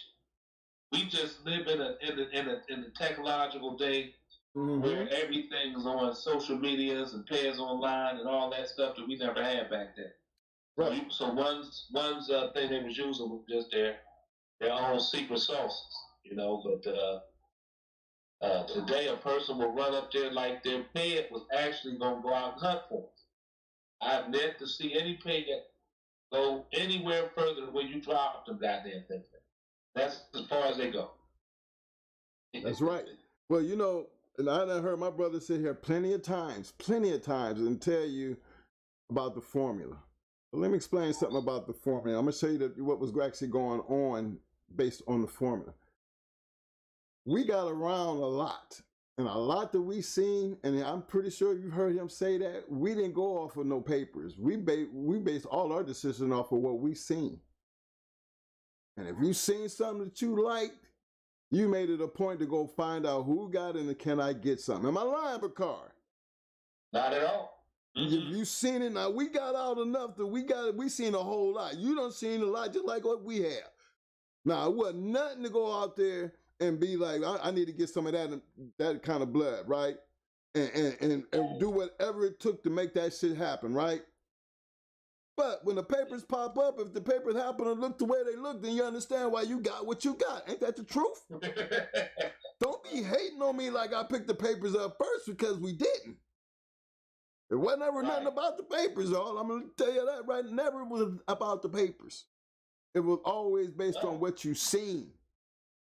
And if you was out there, you seen enough. And if you seen what you wanted, you did whatever it took to get some of that in your hands. Now, when the paper actually did come and they give you the paper, then you sit there and you look at that shit like y'all do nowadays, then you understand why that shit looked the way it looked, why it was acting the way it was acting. But we wasn't using papers back then. We was using what we seen for ourselves. That led to why that paper. Right? That's like right. You could buy right at the shelf. And nobody was asking how the dog was bred. Sure what? If that's the only thing you're going to come out your mouth and say, excuse me, sir, is that dog for sale? You know. Mm-hmm. And if it was, you run home with it regardless how it was bred. You know. And you remember back then, bro, remember we were talking about all the brothers and shit we was running around with, right? Now, $1,000, for $300, you see some shit, wouldn't you? The best shows I've ever seen was $300. Tell me about it, bro. Now, you know what? 300, my first match, okay, here's the crazy part. I bought my dog for $1,800, right? Mm-hmm. And our first match was into the Gusto Boys, and it wasn't but for $350. So then just figure now, you hear people say shit like, it cost them that $1,000 to condition a dog. The damn show wasn't even goddamn $350. Right. So the keep wasn't but $100. $100. Right. $100. $100. And you can get a man for $100 to walk a damn dog for 8 weeks and not 10 miles a day and nothing. Right. Yard man didn't have no problem getting a man to get out there and put in that work on that walk for $100. And be true to it. Right. So even that's what I'm saying. Like back then, the shit that we was getting away with, like studs, $250 to some great shit. I mean, great shit. Walking around there with gems. I mean, you talk about them kind of breeds we was getting back then for that little bit of money, and then getting the shows off the way we was getting them off. Hell, in my lifetime, I know I done put together these 4 conventions our goddamn self. You know what I mean? And it was like, what? You know what, Mike? What's up? You know what? Hey, we gotta look at the time and inflation too, because back then, shit, one's mortgage wasn't but about $450 to $700. Yep. You're right. We didn't have all the issues, and what didn't have, man. Remember, man, I've been places, man, be 40, 50 cars rolling up in the spot in a little town. You know what I mean? It was the atmosphere is totally different now. That's why y'all hear me when I'm telling y'all. What I am speaking on is the history and why we were able to do. We talk about misdemeanors. Most of those only misdemeanor places. I mean, again, trust me when I tell you, this is our history. There used to be a time. I am not promoting anything to tell y'all to do anything close to what we did. I can tell you what we did and the fun that we had in the process of doing it as men of color. Because prior to that, guess what? We didn't create this thing called the American Pit Bull Terrier. We didn't create the rules. We didn't create none of that. We just played the game. And once we became a part of the game, and then you get a chance to get down there in that underground world and understand what it took to play the game, there was a lot of men of color who had some shit that y'all still can talk about to this day. That's all I'm saying. And we're going to use the night to, bring that part to the light, because again, the Snoop Dogs, the DMXs, the John Wicks, and all the movies that you see these dogs in, and the way they portrayed them. I think another one was the one with Pac. I mean, just the thing they was trying to show you, have their version of where all of this came from. You know, this is how they brought it out to the limelight of actually what was going on in the basement. I can't remember what that Poetic Justice. I think that's the one he was in. But that movie right there, when the boy had his little dog and the thing, he tie him up and go do his little thing. Well, remember, he was living in New York City when the way that they portrayed that in the movie. But see, these things that came up, and when they started hitting the movie screens and started winding up in rap songs, shit had been underground long before it started even hitting that scene. But why would they take it from there? Because remember, only ones who was running around there doing it was the brothers. Right. The brothers took it to a whole new level because we start crossing the color barrier. You know what I mean? When you can cross the color barrier, because at some point, and I take this all the way back to my boy, you know, back when we first got our dogs from James Edwards and them, the first person they wanted to know if we knew that we didn't know at the time was the Buckeye, the Ohio Buckeye guy, you know, or I think that's what Pope was called, but we didn't know Pope at the time. And I think that was James Edwards was telling us, you know, the type of dogs that he had gave this guy, Ohio Buckeye guy, and the dogs that he took him up north, and he was saying, yeah, I think he from where y'all from? Where y'all say you're from? We from Akron. Yeah, I think that's where he was from too. You know, it didn't really clock into my head until, you know, when we finally did get to Ohio and ran across Pope, and then seeing a lot of the dogs that we had already seen on this man's yard. So that part to me was funny because you got to remember now, he done took a lot of these great dogs. Remember the same kind of dogs that we was leaving with. Somebody else was leaving with them, and they was taking these type of dogs into Ohio. Now you taking these type of dogs into Ohio. Now you breeding these kind of dogs. Remember, you got look at the dog man that you had in Ohio. I mean, Lord Jesus. I mean, the white ones. They knew that you had this from down here, and you up here with it up there. Now you taking with you. James Edwards couldn't get along with the people in Ohio. I mean, that North and South shit, outside of what we was doing, they had a little different way of looking at what the Yankee was doing compared to the Southern guys. Now, that was, to me, that was the color thing, but it wasn't really a color thing because it was really a white thing. It was just the North-South situation amongst the white guys.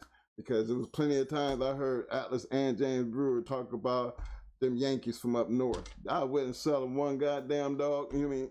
Not the color part of it. They just ain't gonna sell it to none of them white guys up there in Ohio or Pennsylvania or anybody from up north. So that didn't have nothing to do, but when the brother ended up getting up there with him, guess what? All that changed. All that changed.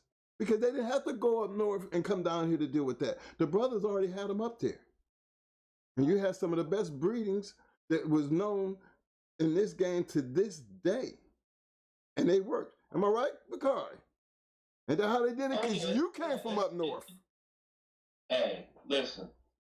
You know, as much as, like I said, we want to give some acknowledgement to our melanated brothers and sisters. That's right. For the dogs. Without our Caucasian brothers and sisters, we wouldn't have these motherfuckers. Damn right. You know what I'm saying? So, if it wasn't for them allowing us to join their part, you know, even not so much that we was, like I said, so much with a hand out looking for fucking approval, but the fact of the matter is, by the time I got into it, I didn't have to face what my earlier predecessors before me of color had to. So it was of course you had that pocket of racism and prejudice and shit, you know, but you're going to have that all over. But it wasn't stopping me from achieving the goals that I wanted to go set out and get. So, but a lot of our Caucasian fam allowed, you know, whether they put aside some of their differences and their prejudices, if they had some or not, was always said like a white person wouldn't let a brother really get a good dog, which was bullshit. Right. It just all depends on who you going to, and then it all depends on who you are, because you will get some bullshit if the person don't think you worthy enough to get certain other shit.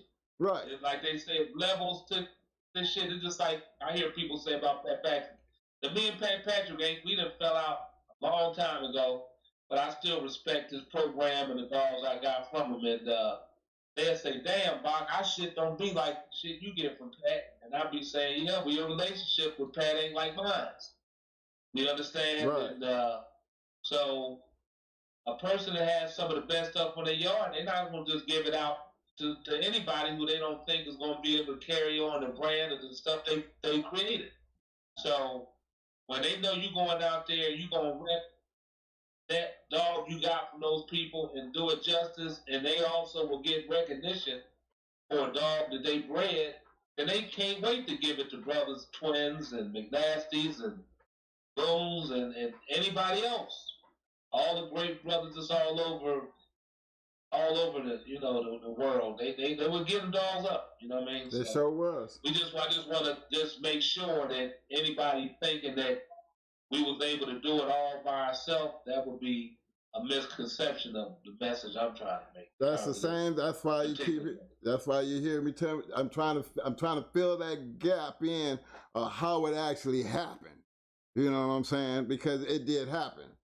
The lines were crossed. There was the barriers did cross, and it's what we did when we had the opportunity to do the things that we did.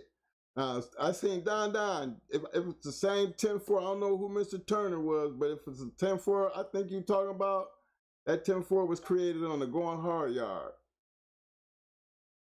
That's what I'm saying. We sent him to Ohio, and everything that they did with him, based off that what that blood do, I stand highly on any Going Hard dog, because again, if you got it and it's in your shit's supposed to be able to do that. And if you keep to the formula, it's always going to do that. So just to bring that out to you about that Mr. Turner situation, I'm just saying, if that's the same 10-4 that I'm talking about up north, that dog came from down here. That's where it started from. Right. Right.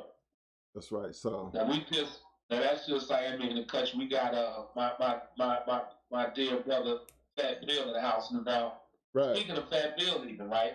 When Fat Bill was in the dogs before me, and already was worldwide known. So when I met Bill, it was like I said, we became instant friends. I mean, Bill welcomed us into the house, and his family and the dog gang introduced me to a lot of the people that he was knowing, and I always say that when I was going to the Carolinas, which that was my favorite place to go, and anywhere in America, being honest, so I'm a little biased to the North Carolinas, in particular, even in South Carolina, but both were good.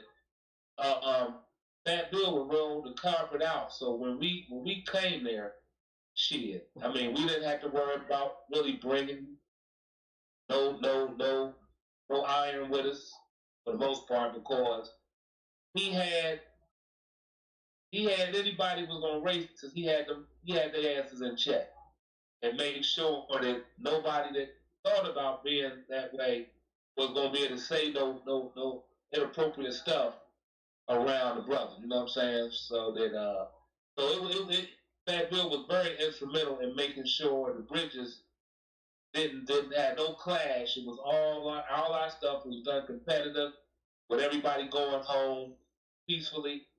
So he was very instrumental in that as well. He played a great role in that. Well, I understand that completely, because Rasta Man Boone, he talked so highly of it, because remember, all three of y'all was running boys any damn way. Oh yeah, that's the hard way. I mean, so I just never understand, where that anybody ever had that or made that an issue, because again, the Fat Bill that I know, I have all the respect in the world from, not just because y'all used to roll with him, but because how you going to ignore his success and what he did in the game? That's how I always looked at that situation. I'm gonna give props where props is due, when you deserve it. You know what I'm saying? But just the fact that my boys is out there was running with him and they co-signed, you know, and that's one of the reasons why we understand where y'all coming from and got into y'all history to understand how y'all was out there running with the legendary Fat Bill. You know what I mean? Rosterman Boone and Bakari Hotel. I understand why all three of y'all was in together because I very seriously thought y'all had been hanging out with Fat Bill with bullshit ass dogs. Hey, let me just say this. We would be at shows with Fat Bill, and especially with Boone. You know, it would always be known we was running together. Like I said, if anybody, Fat Bill was gonna get into it with other European type people. He was wanting to fight. He was fighting physically his damn self. You know, so Bill was into it, man. I mean, you know, like I said, back at that time, man, it was nothing but love, you know, shown, man. It wasn't no. Right. Not that I ran across. Like I said, I've heard stories of other people, but for the most part, man, like I said, the brothers that was in the gang, they took you around the circles, and then when you got with our Caucasian fam, then they was able to bring you on into the fold. You know what I'm saying? Right. So it was a lot of love. I tell you, man, I'm not gonna lie to you. I have not had no funner times in my life than I did back then, and I'm not lying to you. It's just, you know, like I said, when it was shit again was only misdemeanors, nobody had to worry about being taken away from their family, you know, for the dog. You know what I'm saying? So that's gonna weigh hard on people able to get it together and those type of. But we would be in you know, you have been to the Detroit where we got two pits side by side. We got so many shows going on that, you know. You would have to go to Mexico and Peru and other places in the world to get that type of action without really no law really after you that way. You know, certain parts of countries in the world, they don't really harp on it, but it's kind of hard to explain to where you can't enjoy those type of gatherings. Right. Today, if anybody was around dogs, I don't know any that would be fighting anyway, but you know what I'm saying? Just talking about back then, it was a beautiful thing. Everybody was having fun. You know? That's right. Hey, hold on, I got my look, fellas. I was just holding this down for Mo. He done stepped in and everything. He let me have first part of the show, so I kind of kept him. I kind of kept him away because I felt like, you know, before we get into the people part of it, I wanted to get everybody. First of all, let's get this. Like, we didn't create these bulldogs. We didn't create the game, but there's a reason why we became the trendsetters of the situation. Simply because at some point, everything crossed for everybody. We got a chance to cross them barriers, not just all men of color, but all of us, the fraternity. At one point, that had to have happened in order for us to be able to do and become successful at what we were all doing as individuals. Because any and everybody can have a dog, but any and everybody can't do what we was doing with the dogs. And believe me, we was holding our own to where it became a trendsetter for not just hip hop, but movie entertainment and all other facts of life, because now everybody want one in their house. Prior to that, I don't think everybody wanted one in their house because they thought they was people biters and killers and all that other stuff. But as you notice, times change. They became lovable animals. But then again, because of the popularity of what we were actually doing, is what caused the problems that we're having to this day. So I blame it on that our generation, because we was wide open with it, and you're damn right, we had a damn ball. And took damn and took full advantages of having fun. So I'm going to accept that responsibility, but I'm going to give the shout outs to the ones who made that possible. So you look, y'all, I'm gonna turn this over to Mo Bakari. I appreciate you for riding with me on this one right here. Much love, brother. I'm gonna let the two dog men go at it now. All right, man. What's up, Bakari? What's up, big bro? What's going on, Mo Ski? Hey, man, you know, I was running a little late because I was just You know how you get tired and you just sit down and take a little blink before you go? Right. And then, that's right. Oh my goodness, y'all, please accept my apology. Hey, listen, brother Mike held it down, baby. He held it down. I mean, that was a good topic, you know, because I was definitely checking out the role that you guys was talking about on, you know, our time. Like, when did it really change? To me, I thought it really changed in the early 80s up north. And when I say the early 80s, because for me to be in North Carolina at Atlas Brewer and James Edwards and knowing them, not really knowing who they were, but just after the fact, the knowing who they were, you would say, I was surprised to be on their yard. Right. You know, because coming from the north and being in the south, it was, you know, it was kind of odd, you know what I mean? Because even though I was in the Marine Corps, there's a life in the Carolinas outside of the Marine Corps, you know? And back there in them early 80s, you know, it wasn't too keen in North Carolina, you know, to be like, wasn't saying they were prejudiced, but they still wasn't over the black and white thing, you know what I'm saying? Right. And just to see how our communication with Atlas and the way James Edwards was to us, the way Sheriff Powell, you know, he was the sheriff in Lenore County, you know, and that was right down there where the one raid happened where James Edwards went and got their dogs back, but it was Sheriff Powell was trying to tell them they were trying to set them up. Yeah, and he was a black guy. Sheriff Powell was a black guy out of Pittsburgh, actually. So, you know, I think that's where the game changed. I think the game changed when I would say the inner cities, New York, Jersey, Troy, Chicago, you know, Miami, you know, Ohio areas, you know, I think when them target neighborhoods, I call it the New Jack era. You know, that's what I call it, the New Jack era.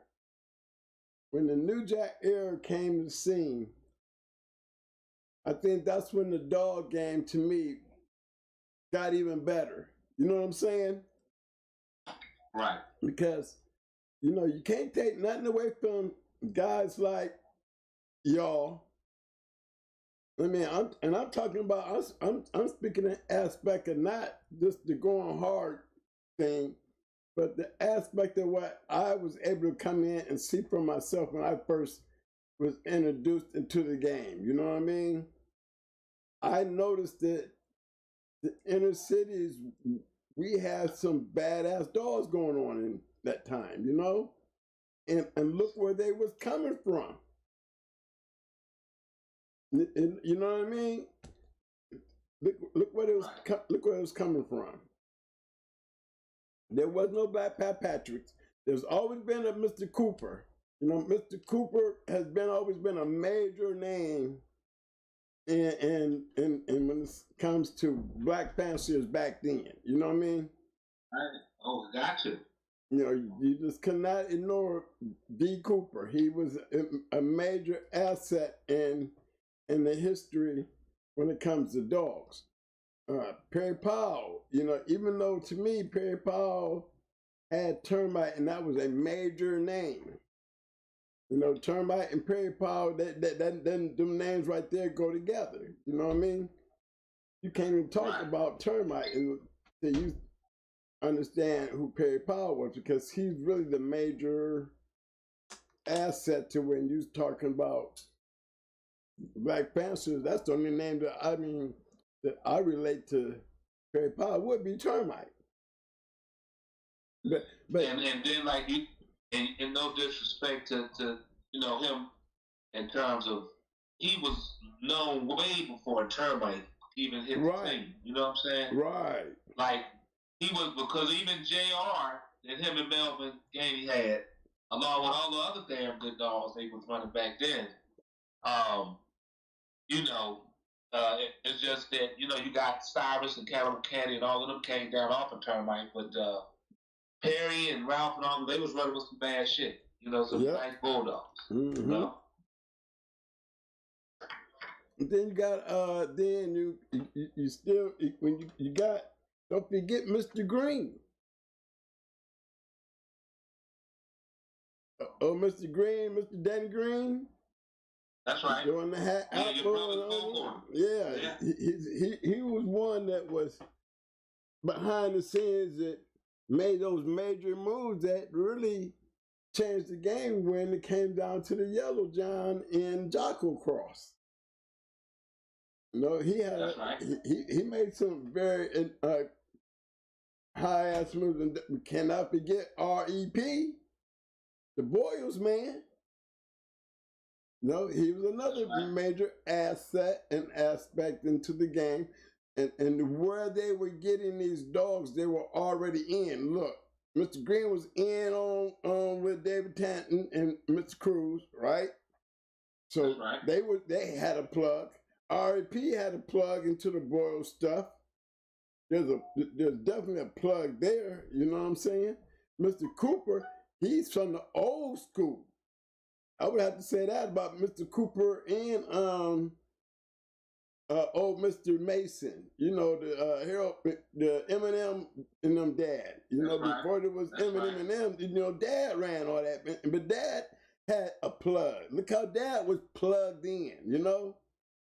To me, they were the plugs to the history, to what I call the rise, because by the early 80s, there was what I thought to be considered the rise, the New Jack era. The New Jack era is like New Jack City.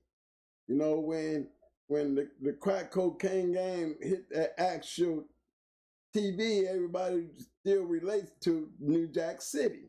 And the only reason I speak on it as New Jack City because it was like an era during the time that by the time New Jack City came out, the crack epidemic was already in motion. You already had rap videos with everybody with a pit bull. DMX was definitely becoming a buzz, you know, and it really, the pit bull was really almost a symbol of, you know, the black community for us in the hood. You know what I'm saying?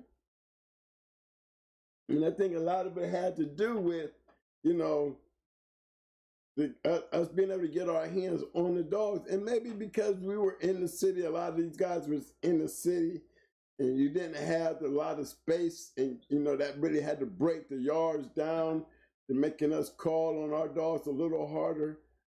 But I think the best time of the game, and it was at its peak, was right there in the mid-'80s, all the way through the 90s. You know what I mean?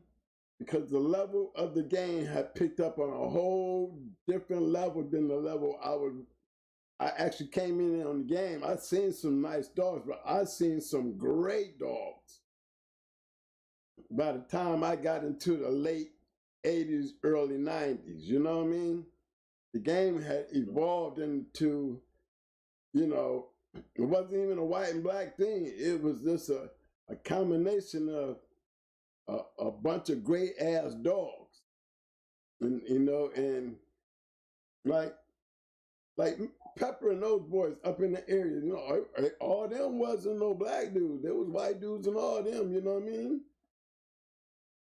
And it just never seemed to me a white and black thing in my whole experience in the game. And the main ones that I would have been thinking that we had no business on the yard would have been James Edwards and Atlas Brewer. I mean, just keeping it real. You know, a lot of people used to make little sideline comments about that, you know what I'm saying? But I never sensed it from either one of those guys, and maybe because they was in good with the sheriff, you know what I mean? And the sheriff was in good with them. But, you know, a lot of people was like, man, I'm surprised y'all was even on James Edwards' yard. You know, I always thought he was a pretty nice guy. James was a real good buddy of mine, man, rest in peace, man. One of the nicest people you ever meet in your life. Hey, you know, hey, he might sell you a Kurt for $100, but at least you know if you got a damn rubbed off $100, you might don't think the must. And that's the truth. And don't forget that Donald Trump hairstyle. Man, Right. He had that one piece of hair that every time I saw that Donald Trump, I always thought about James Upton and that hairdo. Hey, I think Donald stole it from him, man. I think James Edwards the one showed him how to wear that hairstyle. Yeah, you're so true. Yes, sir. Yes, sir. That's something else. You're right. You're right. Hey, if I can, I see some of the commenters are speaking about East Coast assassin. And he wasn't no secret, brother. He wasn't no secret in the South. If it wasn't for the East Coast assassin, there wouldn't be no me at all. Oh, yeah. Yeah. Sure. If it wasn't for the East Coast assassin, all of the outlays I just about gained, even if it didn't come by some of his dogs that I was winning with, majority of what made me was what I was able to get out of his yard. And I say it like this. There will be no yard back then. If you asked me, I could go to any yard and I still wasn't leaving his.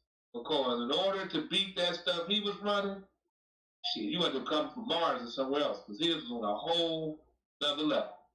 Period. Yeah, I forgot about the East Coast assassin. He was East Coast of fucking assassin. I mean, regardless, like I said, he and I have a real rocky history. That's just like I could sit up here, me and Perry can go through, but I'm not gonna I don't come here to disrespect these brothers. I'm gonna give them their flowers, and even if we have a difference of differences going on. But what he was able to achieve, you don't hear a lot about him. But when I took a lot of stuff out, it got worldwide recognition. But I've always stated that the best dogs out there that ever got came by way of him. Period. Mm-hmm. Even those that you don't see or hear a lot of, that was so good, they still came from that man that I was running. And anybody that was getting dogs from him, if he would let you get it, you know when you took that back to your yard, it was much different than anything else you had on. That's right. So yeah, he wasn't no secret. Anybody who knew Bulldogs, he was a legend then, and he's legendary. I don't know if he still have any dogs, but true legend, definitely. Yeah, I know what the question I was going to ask, Mike. Did you get that? Was that the same tempo they're talking about? Yeah, I looked about it. He back. Okay. Yeah, I'm checking out some of these remarks to see Jersey Boys, Not Ronald Boys, Bread Grand Champion, Running Candy, and Champion Bad Becky. They got Vince Cooper. No, I'm going through these chats. So that's what I'm talking about. I'm just trying to read through some of them. We mentioned like Mike Thibodeau, one of the great brothers that don't really get some of the younger people don't know about. He had some of the best goddamn Carver stuff you're gonna find. With the stuff even Carver was running. Mike Thibodeau had some bad shit, bro. Yeah, I forgot. Gotta give love to Pokey. Gotta give love to Buffalo Soldier. Yeah, Buffalo Soldier. You know what I'm saying? LG and LG. The LG. Right. And every one of them names, they have some Bulldogs too now. They were that first wave of rough ass dogs. For real, because every one of them dogs was. Gotta give love to Tito and the local boys out of Cali. Yeah. Man, he was a bad motherfucker, you know what I'm saying? I think he was from the Philippines, you know. Pineapple Kid. Yeah. May he rest in peace, you know. Like I said, my good buddy Indian Sonny. You know what I'm saying? Mm-hmm. There's so many to mention. You know what I mean? And I know I haven't mentioned more than I didn't mention. You know. Right. But I just like to say too, again, Chicago really don't get enough credit for all of what they done. Like I was saying, we want to come do a show, Mo, on William Pickett and Earl Tudor, really, with most of his dogs. Mm-hmm. See what I'm saying? That you don't even hear about. Right. You know what I'm saying? And I want to say that William Pickett had Divo first. Okay, so I'm gonna have somebody come up here who has more knowledge than me on that subject matter, and they can come up here and talk about it, because he was putting me down with a lot of stuff. And like I said, when I talked to some of the older cats that's in Chicago, they was telling me how, like I said, they were coming down, getting like Stomping Out, I mentioned earlier, came out of Chicago.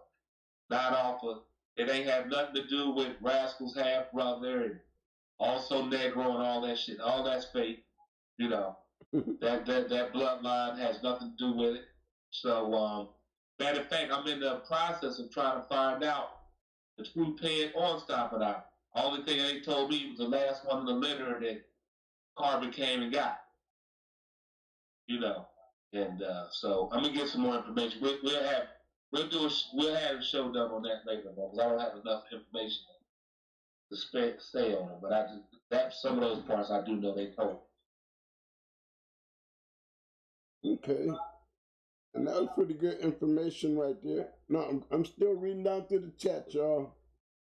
I seen a couple names pop up. Yep, LG, Buffalo Soldier, Pokey. Yeah, y'all one of them right. They go Nate Newton. Nate Newton was one. They got Nate Newton up there. They got Preacher in Chicago, Nate. I see you, Jermaine Hunter. Yeah. Okay. Yeah, I got True Colors, Bobby Love. Yeah, True Colors going out. Yeah. Like I said, yeah. Let me see who else you got here. Yeah. Mm-hmm. My boys out of Buffalo. Somebody said LG, a black man. Yeah, LG Kim and that them and all shit. Yeah, they was black folks, bro. Buffalo. Yeah, Les Cameron Stomping Out came originally from Chicago with some fake face Carver put on, which we already knew that anyway. Yeah, I guess Mike was talking about the Buffalo boys up there. You know, he still had Sean B, Burial, LaFons, the Bishop brothers. That area was another nice ass area, some great ass dogs, you know? Oh yeah, I see somebody mention my good old buddy, old John from the Body Snatchers. Much love to that. Body Snatcher, yeah, John from the Body Snatcher. Yep. Oh yeah, Vietnam. Yep, Vietnam. Solid bulldog. Strictly Business, they were solids. X-Men, solid bulldog. Solid camp. Yep. See, all them camps, man, they was around when we was running around. We was all bumping shoulders with all of them. Oh, who's somebody who said Yogi? Remember Yogi? Oh, Yogi was the bald head Kennels. Bald head Kennels Yogi. Yeah. Oh, right. Yep, Yogi. Oh yeah, old Yogi, yes sir. I remember Boston Black. Boston Black, yeah. Yeah, he's one. Yeah. All right, Shark Tank, I see y'all up on your P's and Q's tonight. Appreciate the love, fellas. Okay, got somebody saying, where did Stomping Out come from? That was Les Cameron asking you, Bob.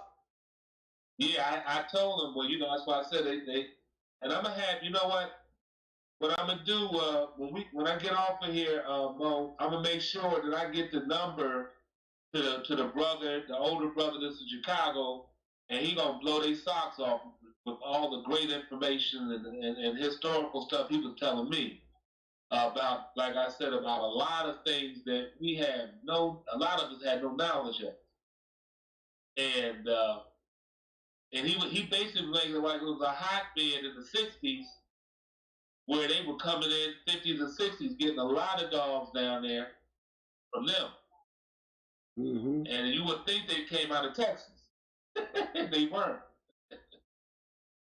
You know, so I'm gonna get him up here, and he's gonna give they'll get a good lesson on a lot of things that happen. So, because I could just sit up there and listen to the brother all day, but I'm getting bits and pieces of what he and a couple of other older guys, it's like 80 years old, basically telling me.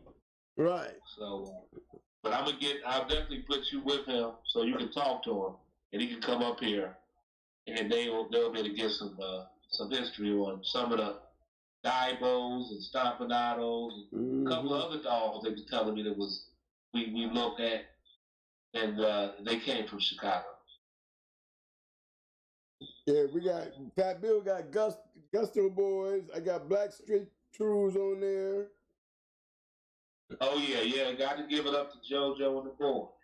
You know, you got to have the Jersey Boys on there too, man. Yeah, Millbuster, Jersey Boys. Yeah, you're right.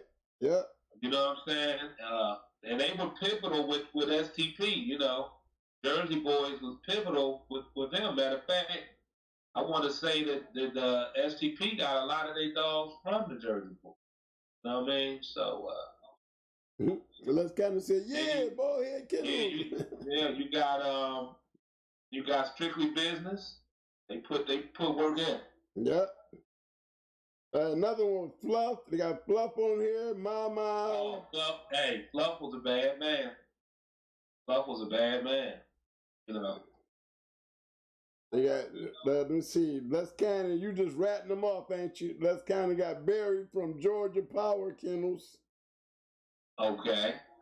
Bob Pitts, Fat Bill, throw Bob Pitts out there. Yep, Fat Bill. Yep, that's Bob my Pitts, good friend. Yeah. Gusto Boys.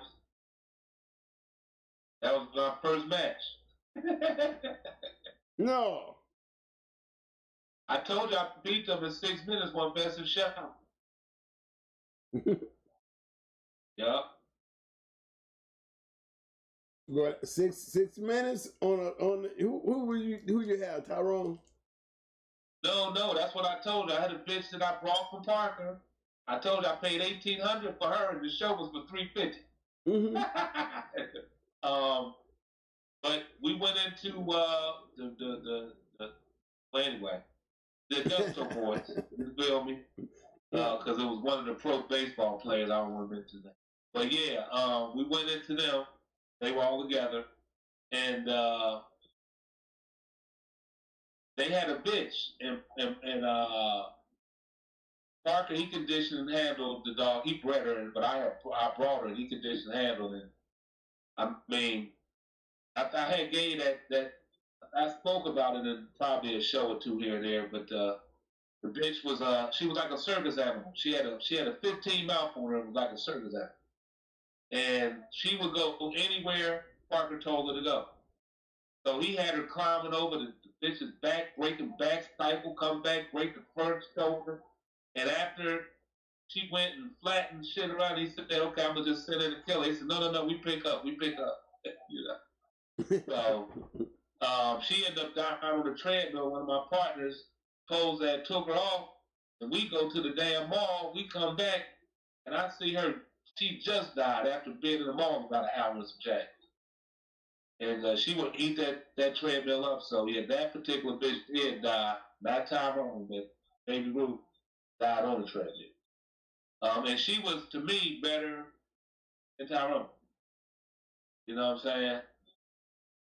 But I had another bad. I had so many good dogs from Parker. I ain't gonna bullshit. I had a motherfucker that I said that I had that was Tyrone's half brother off of Parker's famous dog Quincy. That after Bob Pitts after we beat them already, and then he came to my house and seen me look at some videos of some of my matches, and he seen us what we did, and he said, "Who was that?"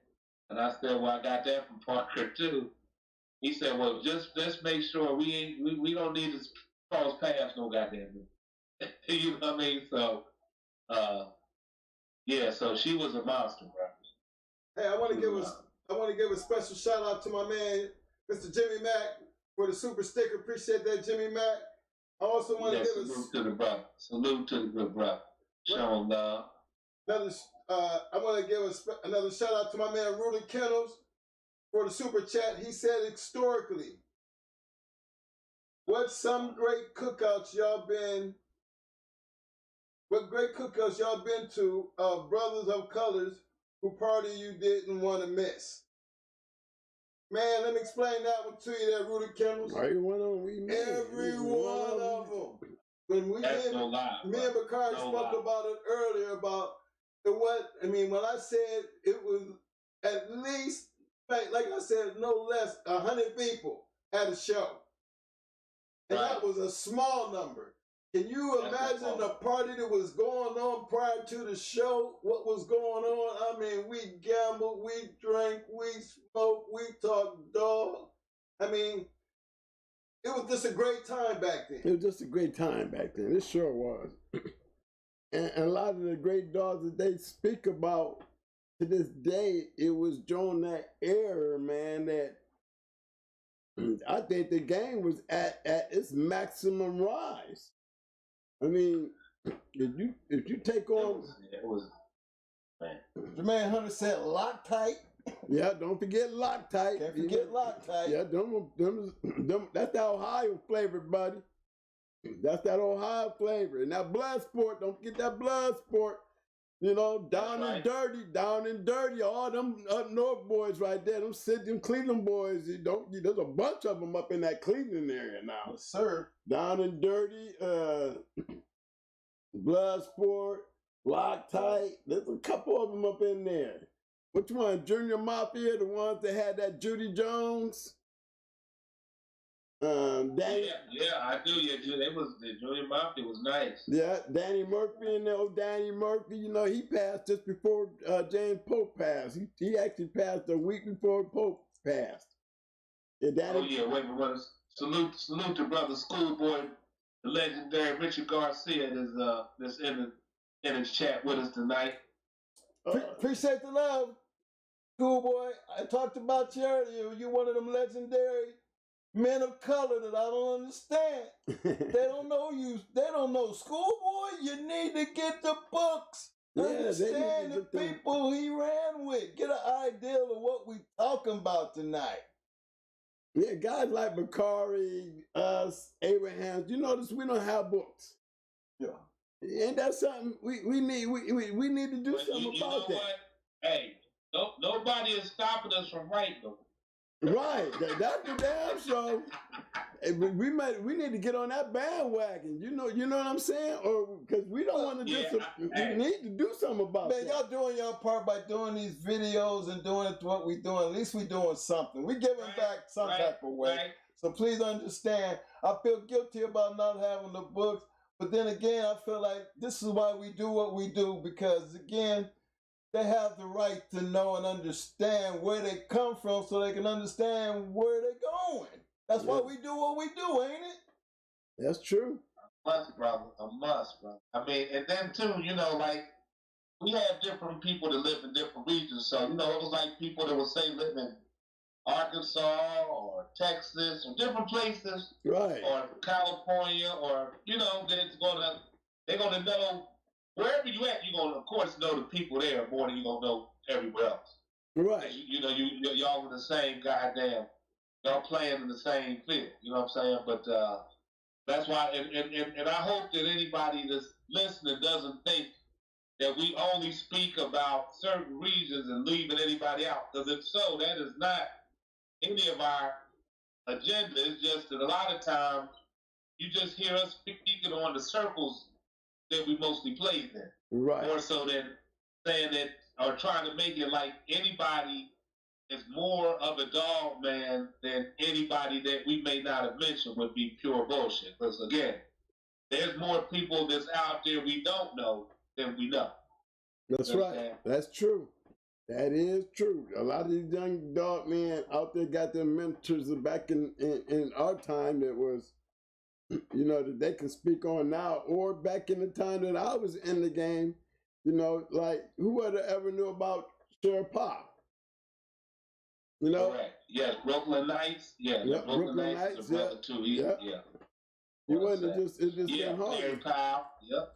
Because everybody had no idea about that part, you know, and I still get emails and people talking about that relationship between, you know, the Sheriff Potter that we knew and Tornado. Right. You know, and you know that's just one of them. It's a head shocker because the pedigree is right there and nobody never knew. Never even asked, you know? But he played a major part in that creation of Tornado. And it was his way of thinking. And this is the same sheriff that I was sitting around there wondering how am I getting on these guys out here in the woods. You know what I mean? And this is when we in Carolina, back in the early 80s, you know, it was almost unheard of to be able to do what we were able to do with Sheriff Powell, like ride up on their property. You know what I'm saying? To be able to ride up on James Edwards' property and Atlas Brewer, and then they was out here giving away shit. You know what I mean? So it had to be something more than just a pit bull dog man relationship. You know what I mean? Because I didn't see nobody else in my time down there when I was out there at that time doing what I saw Sheriff Powell being able to do. You know what I mean? Right. And another thing, if I can. A lot of my influence with even getting the Bolio dolls came due to the Massey Pack. Mm-hmm. That's the first Bolio dolls I've seen, and they were terrible. That Edie, that Black Annie. Oh, yes, sir. Yeah, damn. Man. Woo. Damn, hey, man, you went there. Massey Payne. Yeah, that's right. Damn. Like, let me get some of that Bolio, man. Yeah. Let me get it ASAP. Right, forgot. Yeah, that was a good one right there. That line right there. Yeah, that's a good one. That's right. Oh yeah.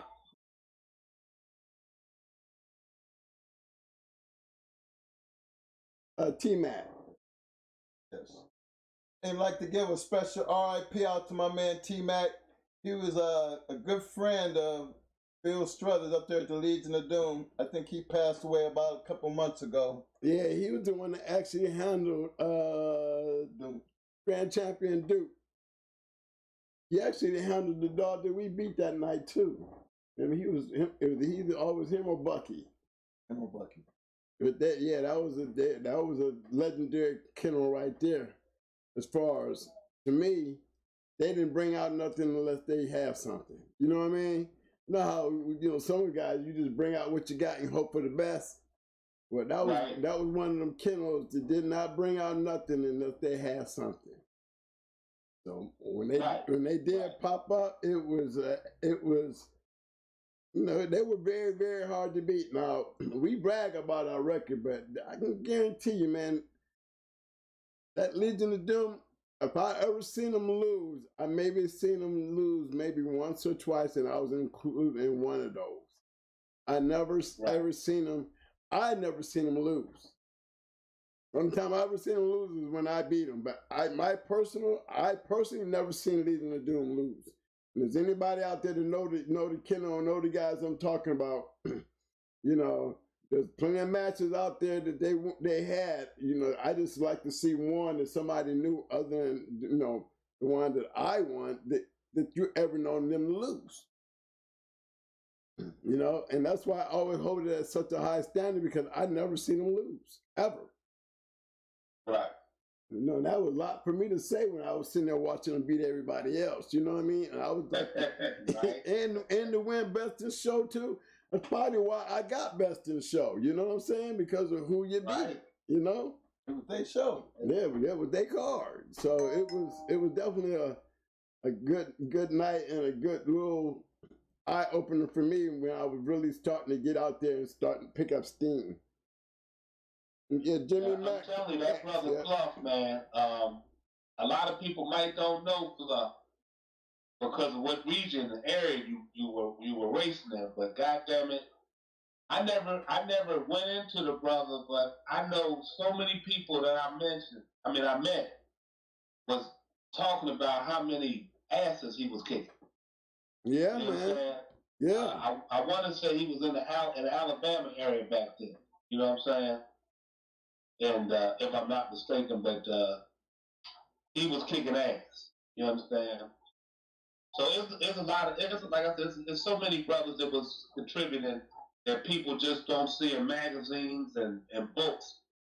But they can sit right there next to them, if not above many that's in the books that someone might be looking at as certain, standards. Mm-hmm. So, yeah. I was checking out Fat Bill's show last night. He had Snake Man on there. I was like, yeah, he had Snake Man on the show, man. That shit was a good, yeah, that was a good show too, man. Okay. Yeah, that was a good, man. Yeah, old Snake Man. That was funny to see him and Fat Bill on there together, And nobody, I'm gonna tell you, if anybody was gonna pull off a good one, it would have took him to do that one. Cause goddamn it, Snake Man, I was a fan of Snake Man back then. I'm gonna tell you that James Pope and Reverend Dak, they love that Snake Man and them Snake Man dogs. Yeah, James. It's funny. I can't believe I had never got some stuff off of Pedro and all that, and I love the way he was bringing. I love the way he was bringing. Yeah, I think Pope either it was a dog named Wonder or Sisu. I know both of them are dogs that I believe back then came from Snake Man. When I said when I asked them last night, do they remember James Pope? They was like, the name sound familiar. But in the journal, they used to call him the Ohio Buckeye Man.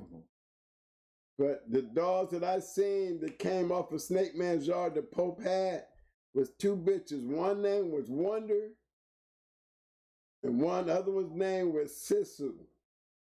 Both of them was some badass dogs, and both of them produced some great dogs. And I'm telling you, both of the dogs, one was she was like a brindle, a brown brindle bitch. And I think that was Sisu. And then Wonder, she was like a paddling dog, you know what I'm saying? Like a Pedro dog. And I think Daz and the ones I used to talk about, like Ratchet and all those dogs right there, they came by way, a lot of those dogs. And a lot of them came from Snake Man. I remember Pope was real influenced over what Snake Man was doing, because he said that Snake Man was one of the very few breeders that was a true dog fighter. Back then to him, you know what I mean? He liked it breeders, but he was like real influenced by a breeder that matched his dogs. Right. I mean, you say that even now from my relationship back then, even with Wildside and Tom and them, they were always, puppy peddling camps to me. Now, if they was doing dogs, we never seen them, you know what I'm saying? And maybe because we wasn't in that type of circle. I mean, we're in the Carolinas, but that don't put you in a circle, So I never got a chance to see Tom. I never got a chance to see Wildside. I never got a chance to see James, but we've seen him, we've seen him roll before, you know what I mean? But as far as matching the dogs, we never got a chance to see them match their dogs. They've been to a few of ours. The thing was, I can say with Tom, he was. Mm-hmm. He was matching some because a buddy of mine got his ass kicked by. Right. But like you said, it wasn't just, I never seen it, like you said, that I never seen them. Neither one of him or Ed do anything personally. Right. But I guess it didn't mean they weren't. Right, exactly. So, exactly. Like I wasn't privileged to it. You know what I mean? That's all I can say. I maybe not have been privileged to it, but I learned so much after I left off from around those guys, and after getting up to Ohio and running into Pope, and then Pope explaining to me who these guys were, and the direction the game took me after knowing that I was around those type of people, I always felt like, you know, hey, one thing for dang sure, we might have had two different ears there. We could have had a black ear and we could have had a white ear. You know what I'm saying? The thing is, by the time it came together, it really, race was definitely not such of an issue back then like people would sit back and expect it was, because it really wasn't.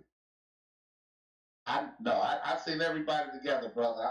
Like I said, again, all I ever seen was everybody together having fun, man.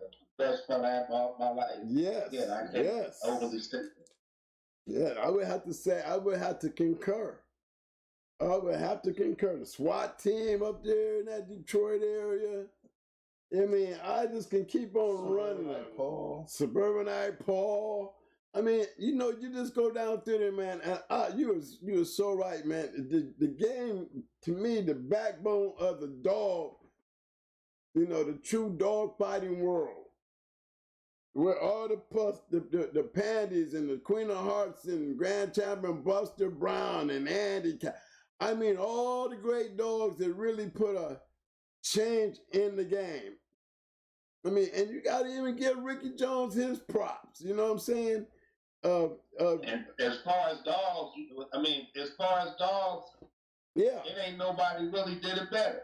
That's right. You know what I mean? As far as just dogs now, people get past, I mean, you know, get past the other snitch shit and all that other stuff, but in terms of dogs, his pedigree's hard to beat. And you know what? You know what I'm saying? He was a beautiful host. Yeah, he was a great host. He was a great host.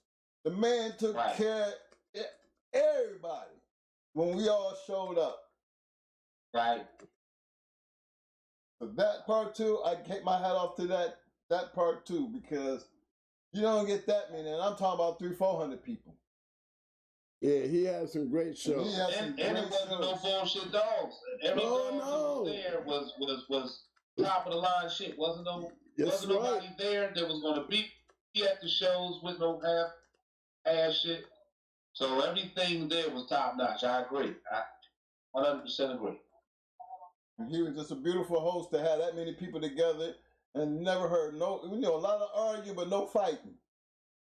Right. And when and everybody mingled. You didn't have blacks on one side, whites on the other, Hispanic on the other. You seen everybody together, and it always was just a fun time. That's why when Ricky had something, you broke your neck to be there. Yeah. That's right. And while we at it, since this is Black History Month again, the people been hitting my inbox up on Facebook and hitting me on Instagram. Listen, I had said on 78 the other day, giving some love to Brother Welsh Combine Kennels.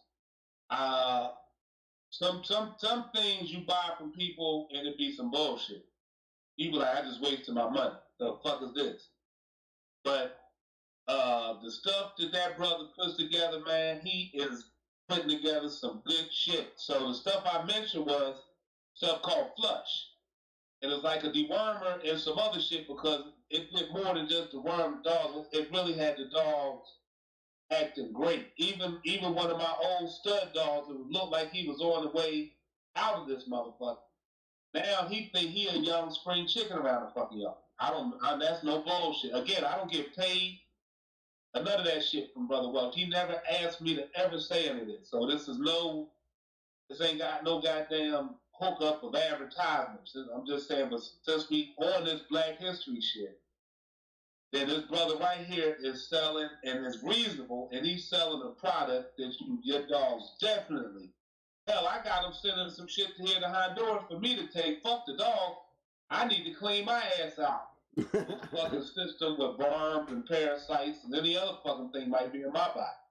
You understand? If it's doing that shit good for the dogs, and he knows that, he just sent me 2 complimentary packets that'll be coming here for me to use. You understand? So I just want to say, anybody looking for some good ass products for their dogs, for some natural, non-toxic shit, go to Welsh Kennels Combine. You can find them on Instagram and Facebook under the same name. He don't want nobody calling and contacting him with a million fucking questions and ain't getting ready to spend a fucking dollar. when you go, I'm telling you this shit works. So I already told you, you don't need to ask some shit. I ain't, like, again, I'm not getting paid for that. I'm telling you, it worked wonders with my dogs. I would not come here telling you a lie. So if the shit don't work, you can blame me and not him. Right. But he getting 1 million people since I mentioned it, hitting him up and asking 1 million fucking questions, and ain't have no mind of buying shit, wasting some fucking time.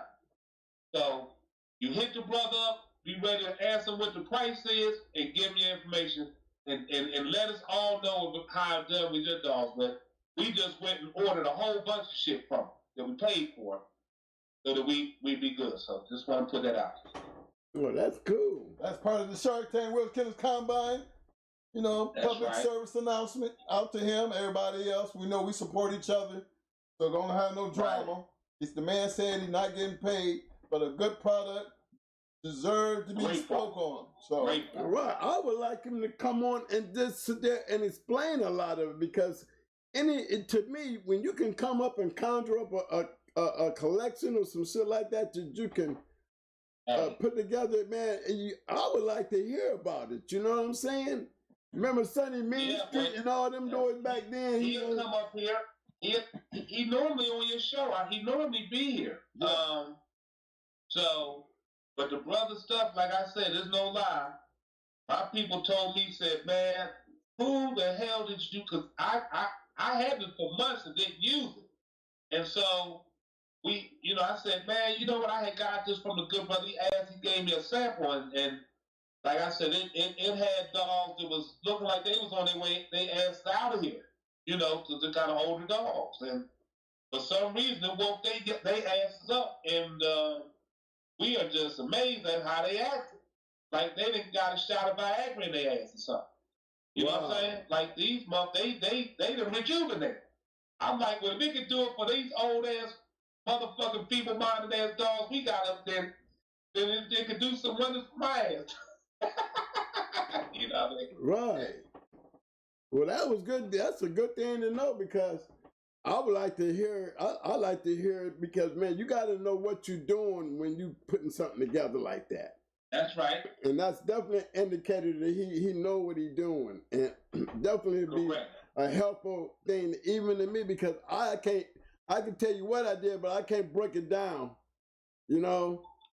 I can't break it down. He can probably break it down. He'll come up here and break it down, and it's just like he said, like, through humans, you need this. For dogs, you need this. So, it's different shit he was kind of explaining to me. But like he said, it's been kind of like passed down from the family. And then depending on the certain thing that it is, if it's vitality, he has certain things for that. If it's this, he has certain things that he can put together. He can put special orders together. If you tell him what you're looking for. And like I said, any man that was willing to send me a sample and send some samples out, he ain't gonna take his time to spend his money, you going to the post office and all that shit, for you to tell him, man, this shit is bullshit. Right. You know what I'm saying? Right. Well, I would definitely like to hear from Wells Kennels. He's always on the show, I know, right. He's always on the show. Now, I did get on him one about him making a little effort as far as putting up. He's a part of the Shark Tank, man. Look, you put up a lot of pedigrees. You got to put up your hands up. Hands up, thumbs up, and all that. Just become a part of it. Now, if you took that, right. I don't want him he did it. Yeah, I didn't want him to take that personal. I didn't want him to be mad at me, but I hope he wasn't. But he. Oh no, hell no. That's my dude right there. No. Okay, I'm just putting that out there. Don't be mad at me, man, because I love you. I hadn't seen you since then, but he put up some. Yeah, I just wanted to make sure he loved me still, because I hadn't seen him in a while. Oh no! Well, you know what? I'm gonna get a brother a call and let him know, that you asked about. Right, because he carries a lot of information. That'd be good information to maintain. Especially coming from you. You already know. I want to know, because he know things. When you can mess with herbs and vitamins, and you got to know what you're doing. And you know what? What's crazy, right? What he was explaining to me is he goes right out there gets it fresh. He grows certain things, and then he deals with some farmers that grow these fresh, man. So the herbs and plants and all of the different things that he uses, like I said, it's all natural, brother. There's nothing toxic, no chemicals, nothing. You know. So you know, it works. That's all I can say. Yeah, that's something else. And your dogs will feel a lot better and look a lot better. When we raised the dogs, we only want our dogs to have it better. You know what I'm saying? So I remember definitely get that brother a shot. Right. I'm not saying give him a shot just because he's goddamn people color. You know. Right. Because I'll be the first. Yeah, you know what I'm saying? I am 100% with that. Remember Sunny Mean Street? Yes, sir. He puts me in the mind of Sunny Mean Street.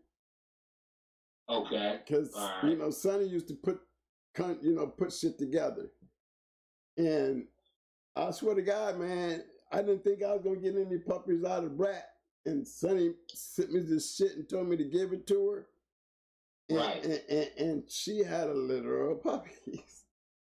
Right. So I wanted to breed her to Mayday, and he was like, "Man, look at man, I'm telling you because I had them on the roids." Now, you know, the first time that I actually bred Mama, I bred them before I even bred Brat to Mayday. I had already tried to breed Brat over to Buck Rogers and them. Right. You know, early when she was still going around, and Little Buck was growing up. You know, it was Little Buck that I tried to breed her to, and it didn't. And it didn't take. So I always was worried that that she might not be able to have puppies, her and Mama, because of all the roids I was shooting in them. Right. You know, but Sunny Mean Street told me, man, look here, man, you think she ain't have no puppy? I guarantee you I get you puppy. You know how he used to talk. He was one of, yeah. He can sell you bullshit, and I'm telling you, you would buy it. You know, just the way he could sell anything. So I did buy it, but it was just the fact that he was so informative, and it worked. Because Brat had a litter of puppies.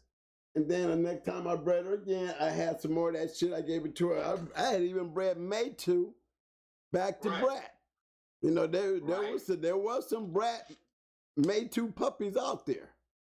Because when I let every one of them go, when I got rid of the yard, I sold them all to Southern Bulldog. He bought all them, and when the transporter took Brat, he took Brat and all the Maytu Brat puppies. Okay. So I don't know how my man let him get off on that or whatever happened, but Brat never made it to his yard. Or the puppies. So the guy, he took Brat and he took the Brat Maytu puppies, and then the transporter did this. And got him all the other dogs. Maximo, I seen Orca, I seen all those dogs when they got picked up to go up there. And all the dogs made it except for Brat and those puppies she had off of Maytu. Okay. So, somebody was running around up there in that Virginia area or wherever that guy was, because I don't know if he really had a name in the dogs. But I'm pretty sure that there was some dogs out there, some red-nosed dogs looking like they could be any one of them lines that they was off of Brat and Maytu. And I always wonder what happened to those dogs, because once Brat left, we never heard nothing else about her. Right. And a man told me the story that the transport tried to hold him up for hostage. Damn. Yeah, that's what he said. The man took my dog and held him up for hostage. He never got Brat back. Damn. And he had her papers. Because, all the dogs was registered, and when we gave the dogs to him, we gave him all their paperwork. So this guy was able to take him. He had all the dogs' paperwork, so he came out of that real good. That he did. You probably seen him Mayday, you know, Brat, and then you got Brat bred back to a son off of Brat, and man, he was like, shit, I'll take these two right here and take all these dogs and pay me that chump change. I'm gonna get the big change. And he evidently got away with it. Right. But we never heard nothing else from him again. Man, this was a good show. Y'all did real good today, man. The chat room just a chatting away, ain't they? When the chat is able to have fun in the chat room, the show is good. Whether they in tune all the way into us or dealing with each other, it's still beautiful. Ain't that something? No, ain't that the truth? That is the truth. You know what I'm saying? Yeah, because you know when the chat room was on chat, we started. You know, and people were saying that they usually be in the chat room even when they come back and view it, but then the chat room got a little messy, and you know we had people going in there sending us little things, man. You need to clean up your room, man. You know what I'm saying, man. I watch the show, but I don't go in the chat room that much anymore. You know they be on that bullshit. Well, so we gotta see. We need to clean it up. I think they did a good With most of the people you have on the chat room, like I said, it's gonna be brothers that's coming back every week to see. I mean, and to be honest, like I said, anytime if you're a bulldog and you love whether it was former or you still have dogs and you love the dogs, not so much saying you're doing anything illegal with them. Anytime you can hear about certain shit is a beautiful thing, even if it sometimes gets a little redundant. You heard it several times. It's still better than most shit you're gonna watch on TV or listen to on the radio, so whatever. You know what I mean? So, that's true. You know what I mean? I would want to tune in and hear anything that I might didn't hear, because there's always things. Just like I said, I'm gonna get a brother up here that's gonna give a side, just like Brother Black was here, different ones here. They can tell different things in different places in the country where they at, or different things that happen. It's always fun to hear. I mean, shit. Yeah, you know what I mean? right. If you had somebody from Russia on the goddamn show, we'd want to hear what the hell they talking about. Oh yeah. Or anywhere else. Yeah, you know you're what right. I'm saying? Yeah, that's Right. true. Well, I'd like to give a special shout out to the Shark Tank tonight. Even though while we was doing our show, I got a chance, Bakari, to go back and go down through the chat. And a lot of the names, you know, women, we got people from all over the country in different places. And I just love the way how they integrated a lot of names that we were talking about, and some names and dogs and things that was going on. That's why I always stress that my viewers pay attention to the Shark Tank. Man, I hold that Shark Tank in high regard, and you know that, Bakari, because again, when you can look at your chat and the chat take on its own branding, right? Because beautiful. That is a beautiful sight to see. Feel me? Right. And I hold them in high regards because I did not do that. They did that, and I hate to see them mess up their brand. You know, so like today, the Shark Tank did what I expected the Shark Tank to do. And they showed up and they showed out. So shout out to the Shark Tank. Hey, glad to hear from you, big bro. You know I'm way behind. Hey. So when I heard your voice, I was like, look at this shit. Hey, I meant to get here the other day when y'all had the year anniversary, and that's why I sent the message to y'all. Like, I apologize. I meant to get here, brother. You know, and to show love and support, because again, y'all brothers, you know, just like I wrote, have done an amazing job in your contributions to the historical accounts and things back then, and the information, just in, like even here, we talking about deworming a dog and giving the dog some good things and benefits. I mean, these things what a lot of people need to hear, and it's good information. You're not telling nobody nothing to go out there and fight no dogs or go do anything to break any laws in the areas. You know, you're not here doing none of that. So it's a good thing, you know. Well, you know, I'm always got my. You know, man, you was a major factor in the breakout. You know what I'm saying? You was you was the honey in the beehive and you opened up that gate to let us in there, man. And there was a big impact. It was a major move. You know what I'm saying? Oh, much love. And you know, it's going to always be appreciated, brother. You know that. And it's going to always be a pleasure to have you on the show. You know that you one of them kind that you got to just pick up the phone, coming on tonight. Oh, no problem. You know what I mean? No, look. Mike had just wrote me. I came in the chat. You came in the chat. Like, man, I need a hospital. I said, well, hold on. Let me give a call. Okay. Dang, that's how it's supposed to go. This is no type of show tonight, bro. I need you to call me. And he called me. Right. Hey, right. Hey, you know, anytime y'all call me for anything, you know, I'm coming in a heartbeat. I mean, you already know my 7-8 family. Y'all the key, man. And you know, this is a big part of y'all, man. That y'all always welcome. Y'all are this show. Y'all are part of the show. And anytime, man. I mean, I call on Schoolboy. He'll come right up. Roster, man. I mean, y'all. But I be like, man, y'all my brothers. Y'all supposed to be like, I'm coming on tonight. I don't want to be up there always trying to bug y'all or bother y'all, you know? One thing about the general over there on 78, Brother Kev, it ain't nothing but love. You know, he had the utmost respect, not just for your show, but anybody that's in the dogs, just want to bring a positive light on the people in it and show love and respect for whatever accomplishments or whatever love, you know what I'm saying? That's what it's about. I mean, 'cause at the end of the day, I don't want to leave here knowing that I tarnished somebody or tried to. You understand? We want to big up and give the people the flowers because it ain't no perfect person on this earth. All of us got our flaws and faults, but at the same time, let's talk about the contributions of what a person done. That's what most people want to hear. You know, anyway.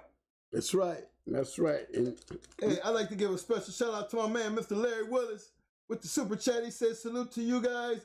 Great show. Much love. Appreciate the love, fam. Appreciate the love. Much love. Salutes to all the support that the brothers get. Hey, Bacardi, we finna wind this down, bro. So I just want you to know, man, I hollered at you, and what you do, you showed up. And when you showed up, you showed out. You know what I'm saying, fam? Like I said, you know what I mean? I feel good always around the brothers. I mean, everywhere. From YouTube brothers to the brothers in the chat. You know, just like we just all sitting in the sports bar talking Bulldogs. I mean, what's better than that? Besides a good sex session with your lady or something. But, you know, I got them. Hey, and listen. I done left out of some sex to goddamn go look at a hound back in the day, so I don't know. I got the dogs, I think, even over the sex, goddamn. You're right. I ain't gonna lie to you. I ain't gonna lie, boy. I done left out of there and say, hold on, y'all getting ready to do what? I'm on my way. I'm on my way, yeah. I'll talk to you later, baby. The boys are talking about they got the hound. We out of this motherfucker. Hey, and you know what I'm saying? While I got you here, I need you to go ahead and speak a little bit on your transporter. You know, your new adventure and your transporter. Well, let me just say this and being perfectly honest.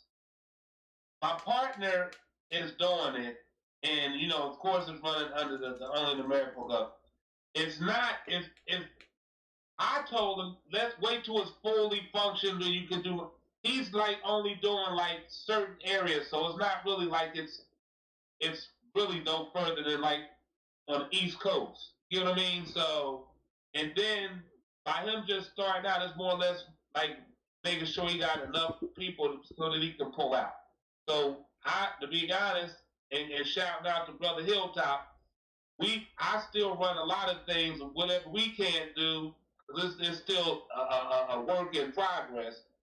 Brother Hilltop has been one that I use that brings dogs to us, very healthy, and takes whatever we send us somewhere, and they get there, and they're very healthy. So, like I said, we still a work in progress as far as the transportation. So it's just limited places that we've been doing at this moment. Well, like I know, much love, though. Well, you know how that works. In all business, we always got to have a start, right? That's right, bro. So that's a fact. Take advantage of this situation, and I appreciate your explanation. So whatever you're working with is out there to help anybody who can work within the parameters. So I need everybody and anybody to take advantage of the situation, and I appreciate you bringing that up for us. Okay. Need to bring it up more often, big brother. You know what I'm saying? That's the thing. We need to keep that information circulating to help it grow, because we do this every week, and we should be able to start promoting and branding our people in these type of services. So please, you can just send us that information, emails, and we'll start putting it out there more. You know what? Yeah, because I'm in the process too of. Brother Richard Garcia keep telling me about you need to write a book. So what I'm gonna do, I'm in the process of writing a book on a philosophy of my of me with the dogs. Not so much the regular, a lot of the books that come to talk about the keeps, or it's even how similar to the conversation we had and while I'm on it, let me apologize to something that I didn't get a chance to do here. I did it on 78 in regards to it was something that the two brothers and I was on the phone, and it got a little. It's always love between us, but it was definitely a little heated in regards to the question of the levels of a cur, or how was I ranking. I was stating that a buddy I seen writing up there was stating that like a cur is a cur, and then it was like to the levels, and then they had made mention that my schooling techniques and things that I done was like way probably different than most in terms of the harshness that I put mine through in order to run out with. Right. So they had me to understand that. So what I may be saying a cur, what I'm saying is I ranked a cur that I would have in my joint to a cur that was matching. You understand? And they was like, well, you don't even fucking take yours out till they went through 15 or 17 goddamn rolls. So by that time, a damn dog would have been double grand champion if they been in the goddamn field. Exactly. You ain't the norm, so trust me when I tell you, you totally different from what the average motherfucker does, and you know that, Bakari. Right. Well, I know you brought me back to it. I'm thinking I'm normal. Right. No. You made me like, what the fuck? Wait a minute. So, right. Ain't you the same motherfucker that put a motherfucker through the mill? Right. 14, 15 times before he even get looked at? Hey, Rick Root rolled 17 times before he went out. In his first match, he won 19 and won best of show in a good show. But yeah, I had to see the motherfucker 17 times before I was taking them up. And that's what, so like you said, it's just, so anyway, I'm writing a book on the philosophy of how I see a dog, how I rate dogs with, so it should be pretty interesting. Like I said, right. Richard had to talk. He said, I need to write a book on it, and I'm in the process of that. So when it finishes, I come up here and let it be known I got it out. It's going to be very interesting, because remember, it's your mindset. I know exactly what you're talking about. It's going to be a great book. Right. Because you have a mindset. You cannot put your mindset in the same mindset as some of these young guys out here. Correct. Because you're on a totally different level. You know what I'm saying? So that's going to be going to be interesting, because that's something hard for me to do. And the thing is, Mo and Mike, we all have our own criteria. We all have our own standards. Right. You understand? So it's really no wrong or right way. It's just about how a person goes about doing what it is they do. So right. But to understand or to be able to get in the head of a person that will explain their perspective. Right. I think it'll be quite interesting. Yes. Yes. And I'm gonna just say this: everything that I do with a dog is just like when I trained my brother, who became one of the best gymnasts in America. I did everything from a martial arts kind of thing, looking at the old goddamn movies of the levers, the chambers they had to go through in order to go out and go against the Grandmaster. That's right. You understand what I'm saying? Mm-hmm. So that was really that's my logic on it. If I seen a Toad style to beat my shit, or the Snake style, just using those styles, for instance, in a martial art in a movie, I had to make sure that my shit would be able to combat everything they did and beat them at their own goddamn game before them motherfuckers to go out. So they might find a toad style and could beat the snake and every other style and get fucked up by that. So just me knowing that they was weak in that department, sure, they could have been grand champions as anybody else saying. Many of the motherfuckers, the best dogs I ever had, probably never even made it to the goddamn show. But anyway, all that's going to be in there. So anyway, that'll get out when it comes out. I appreciate the love when you bringing that up, fam, because again, yes, sir. I always looked at that situation and I always think back to Bakari think he normal. Oh, like if people knew what this man actually done, they won't hear this from nobody but Bakari. That's right. And you know what? And I said the same thing to my brother. I said if people really knew what we actually did to a dog in a keep, they would think it was cruel. But again, it's that same, like you said, it's the mentality. It's what you feel and what you think is going to work for you. Correct. Other people might find it extreme, but for you, it works for you. And they would be well within a rational sense of mind to feel that way. So I wouldn't disagree. I wouldn't disagree with it. You understand? So I'm not tunnel vision in my mindset to understand that you may not understand. I can find pure love and truth to what they're saying, but at the end of the day, I'm like, okay, with all that said, still, goddammit, I got 14 more to go before we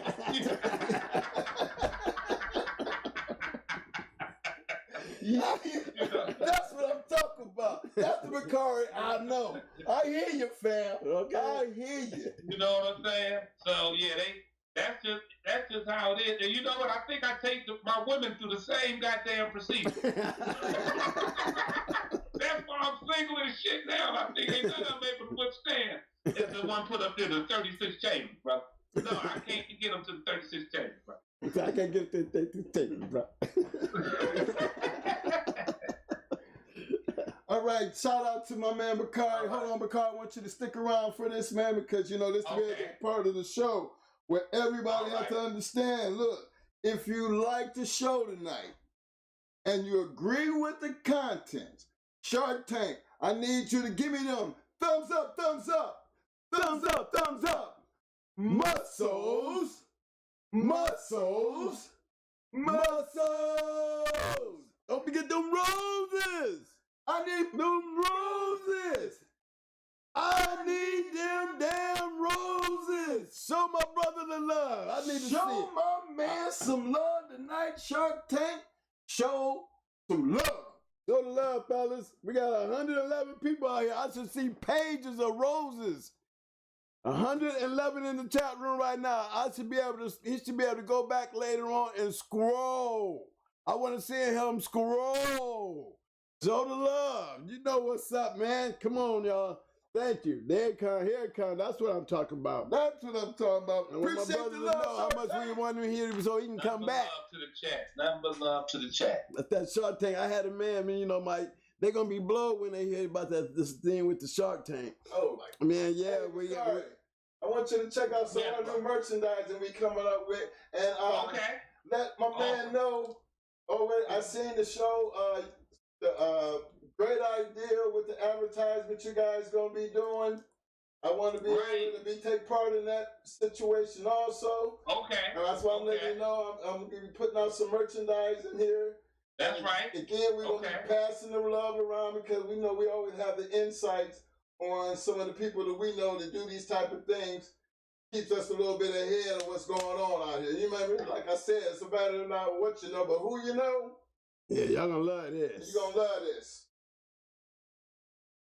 Okay, I see them roses. Man, they throwing them up there. I'm getting my scroll on, baby. I got my scroll on. Way to go, fellas. Thank y'all, man. I got my scroll on. That's how y'all do it. I'm gonna grab my phone and throw a couple on there. I gotta make it look good so they, you know, that's something about our guests and why they always come back, guys, because y'all show them the love.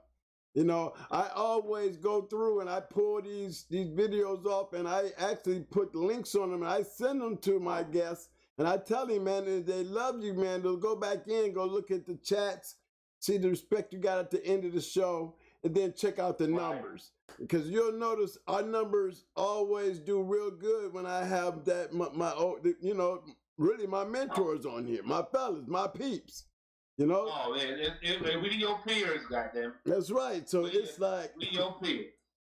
You know what I'm saying? Major asset. I said, family is when when you got a good family, you know what I mean? Because it gets stronger. And y'all definitely made us stronger. I'm glad to be part of the family. And that's for sure. I said we can always have big brother issues, but we'll never have a crack in the family foundation. Never that. That's never gonna happen. So right now, hell yeah, look at that, y'all. Oh yeah. Again, big bro, thanks for stopping in, man. I see we're making that run around, and we done brought Bakari back in. Everybody was wondering where you was at. He's still there. That's where he at. He's still there. Okay. That's right. Thanks for covering me. You and Mike, y'all did a great job. Y'all know I appreciate y'all covering me, man. I don't know what it is. Hey, guys, y'all been talking about my eyes. Y'all been calling me high. Y'all think I'm high. I'm not high. I'm going blind, and I have these lights in front of me. You see that? You see those lights right there that's on my hand? When them lights hit eyes that I can't see very well, so the glare of those lights in my face will make my eyes shrink up. If I could keep them open and don't look like I'm high, it would be great, but it's a lot of strain on my eyes. So no, I'm not high, guys. I'm not on anything. It's just... my eyesight, I'm losing eyesight, and the glare is burning my eyes to the point that they make me look high at a certain time. Usually towards the end of the show, my eyes are ruined. Okay, so no, I'm not high, I'm not on anything. It's just, I am still a sick person. So thank you for the care, though. Thank you for the shout out. Y'all be like, Twin, what you smoking, man? I need some of that. You right. You be like, man, come on, man. I be like, Mo, you need to go back and check the video out, man. Look at your eyes, bro. I mean, you wonder why people be asking that. Look at your eyes, man. You look like you sitting up there high. Nah, fellas, he got eye issues. That's all. But again, we ain't gonna keep getting into that because that's what life. You got to work with what you're working with, regardless of what the situation. You still got to show up and do your best to show up. I got to show up and show out. Yeah. You know what's up? Because I'm gonna always do. You know what I'm always do. Okay. And again, fellas, everybody, y'all know how this go. We be the show tonight. We're strictly, man. I think we're coming into the last week of what we call Black History. Well, I don't try to look at it as a Black History situation. Me too. I look at it as what I call it, people of color. That includes all my people of color. Right. That's how I'm going to celebrate it. Because again, that's what I understand, and that's the part of life that I believe in. You know what I'm saying?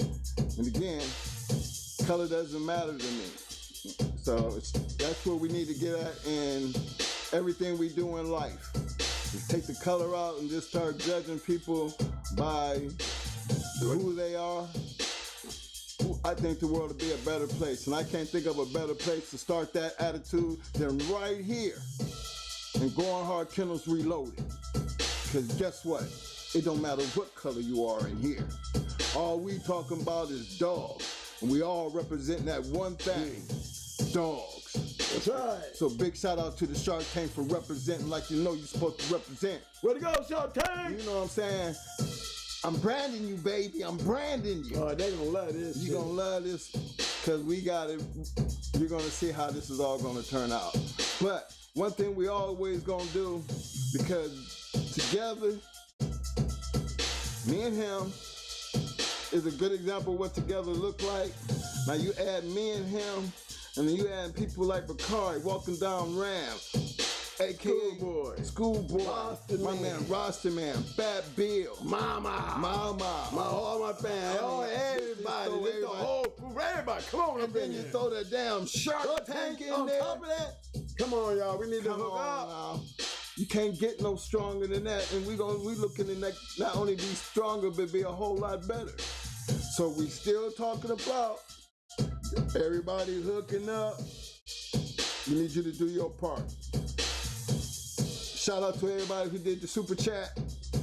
Shout out to everybody who donates through the Cash App. And if anybody want to donate to the Cash App, y'all know that ticker runs right around the bottom. Tell you exactly where you can do that at. You know what I'm saying? But other than that, fellas, I need everybody to keep doing what they doing. You know what I mean? And remember, we always, and you did say always. I mean, I'll say it again. We always scratch the wind. You know what's up, baby? What's up, baby? Big brother, Macario, let's go, fellas. Y'all know what's up. We love y'all, baby. We love y'all, man. Y'all keep doing what Get y'all up and doing. show the love. Check it out, fam. I will see y'all in the parking lot. Until then, y'all keep doing what y'all doing. Enjoy your weekend, and we're gonna see you Tuesday for Talk Shit Tuesday. Don't forget to hit them like buttons on the way in.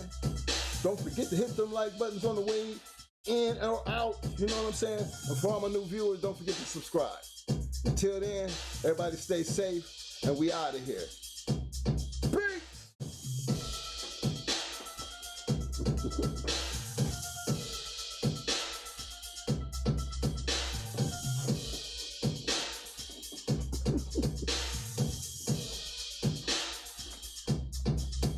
Come on.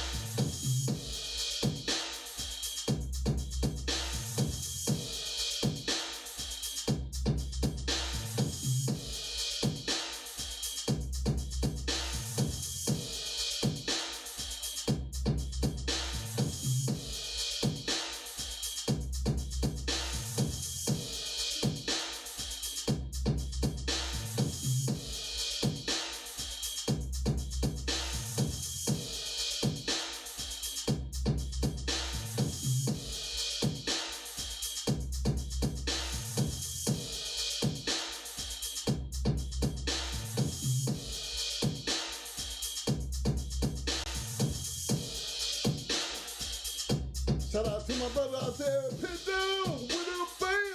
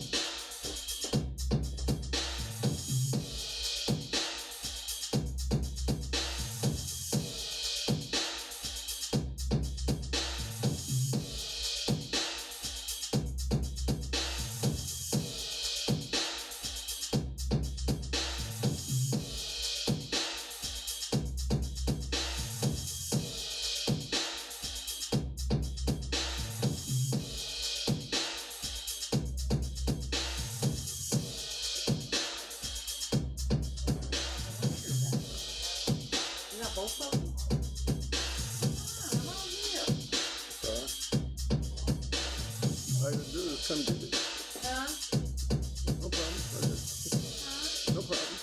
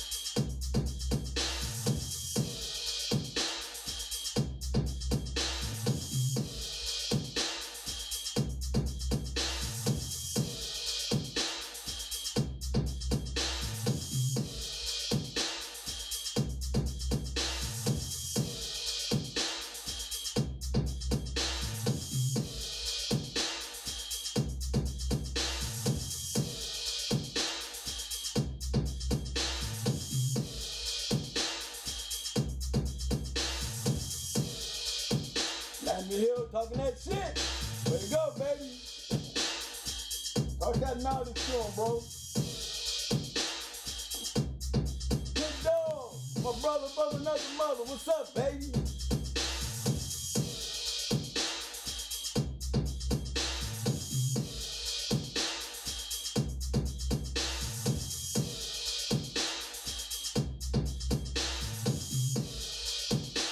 I hear you there, Jermaine Hunter. I hear you.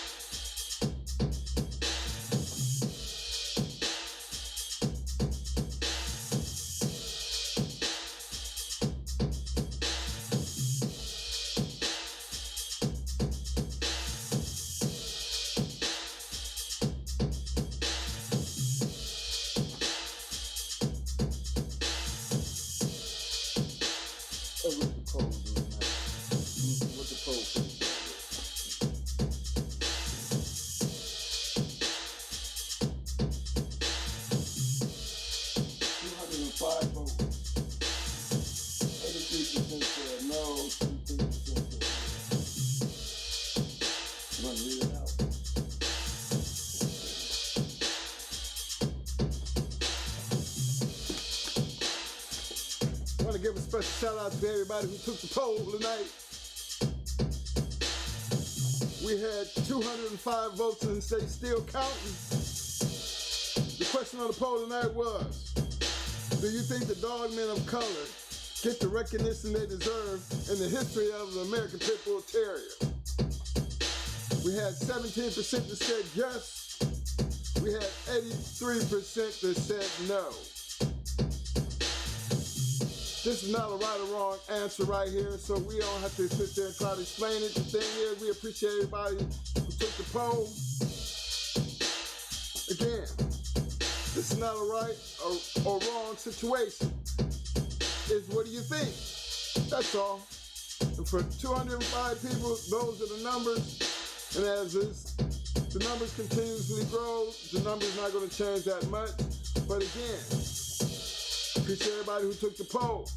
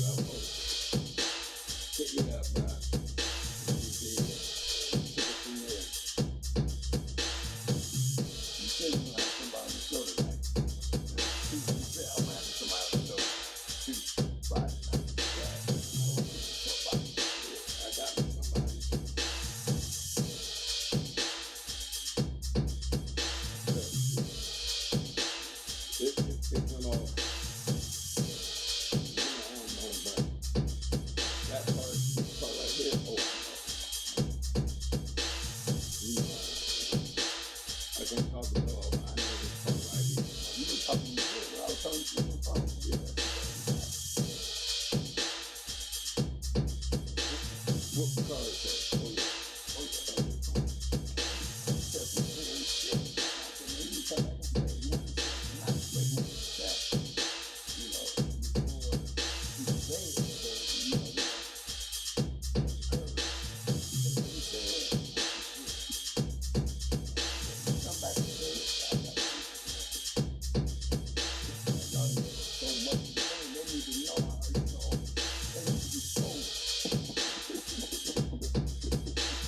He take that shit serious. I'm telling you, dude.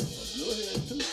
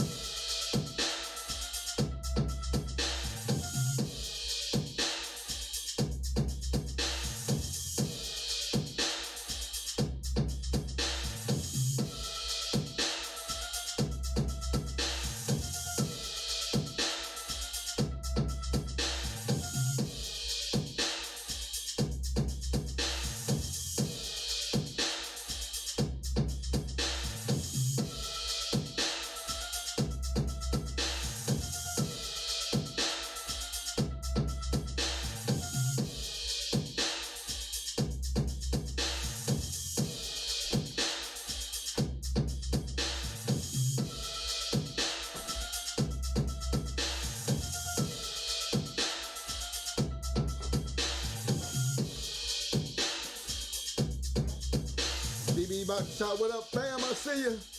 Peace out, my man. School! Vikings family, LT fam. Yeah, you need to get back to them Lions. Appreciate the love.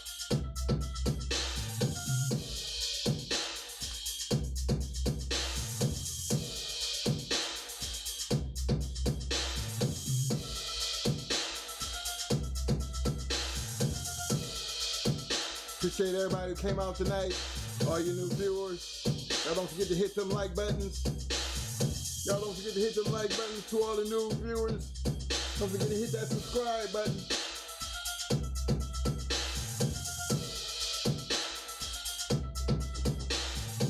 Appreciate everybody who took part in the poll tonight. Don't forget, ticket runs at the bottom for anybody who wants to donate to the channel. You send it over to the Cash App. No, it's not about how much you give. The fact that you give is all gonna be all will be appreciated.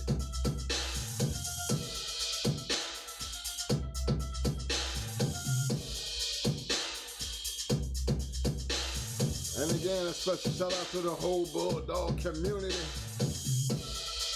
Y'all keep representing.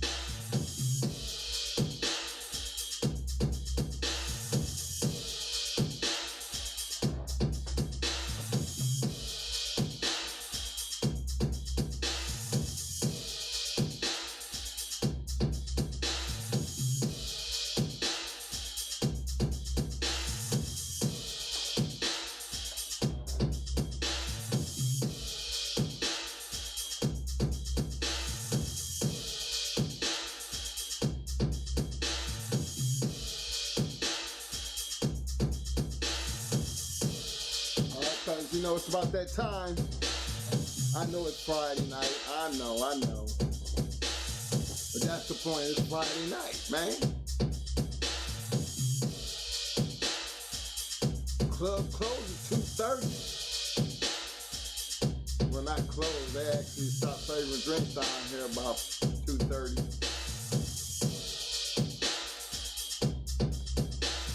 So I can't be hanging out with y'all all night tonight, man. Come on.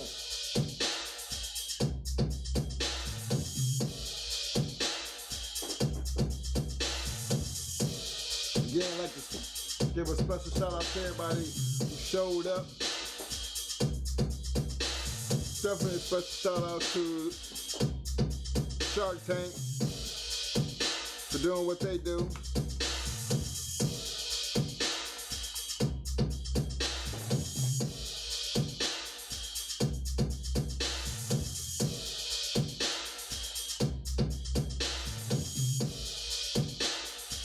I had a lot of new people who showed up tonight for the show. Much appreciation. Look forward to seeing you again.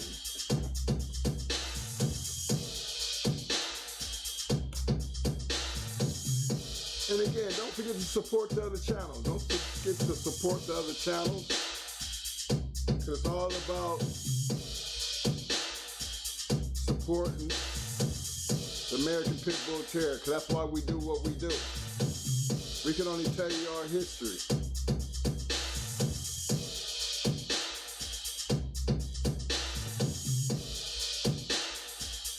We don't want anybody breaking the law. We're not promoting dog fighting, no. We're discussing our history and it's for entertainment purposes. Keeping that in mind, you always want to live by the disclaimer.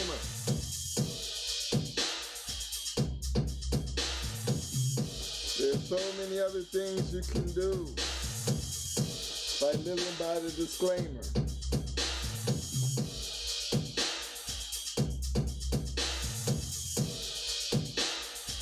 I think we can have just as much fun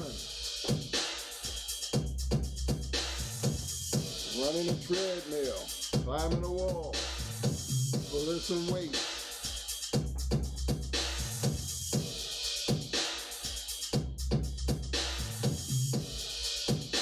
Yeah.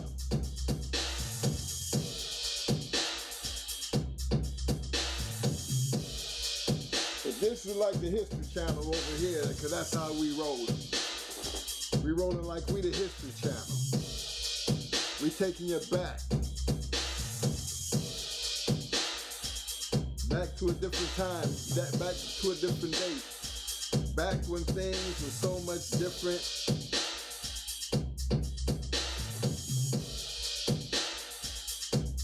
And to be honest with you, it was fun.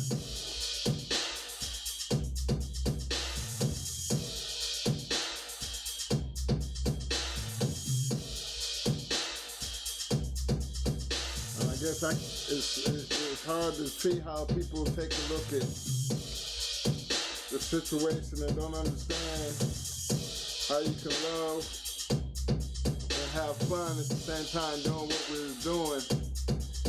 Again, I wouldn't expect them to understand, but all I could get them to try to picture is think of boxing and the UFC.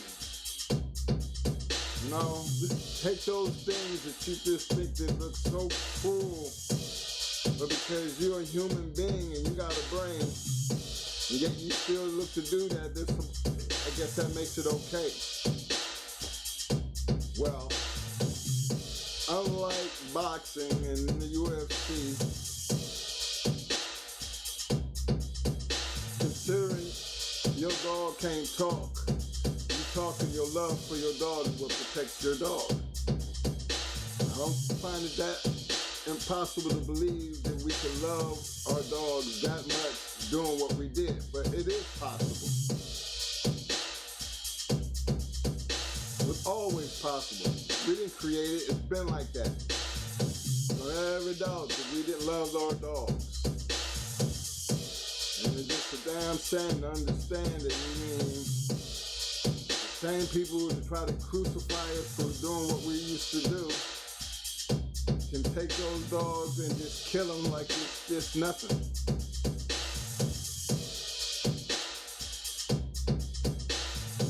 That right there, that's inhumane.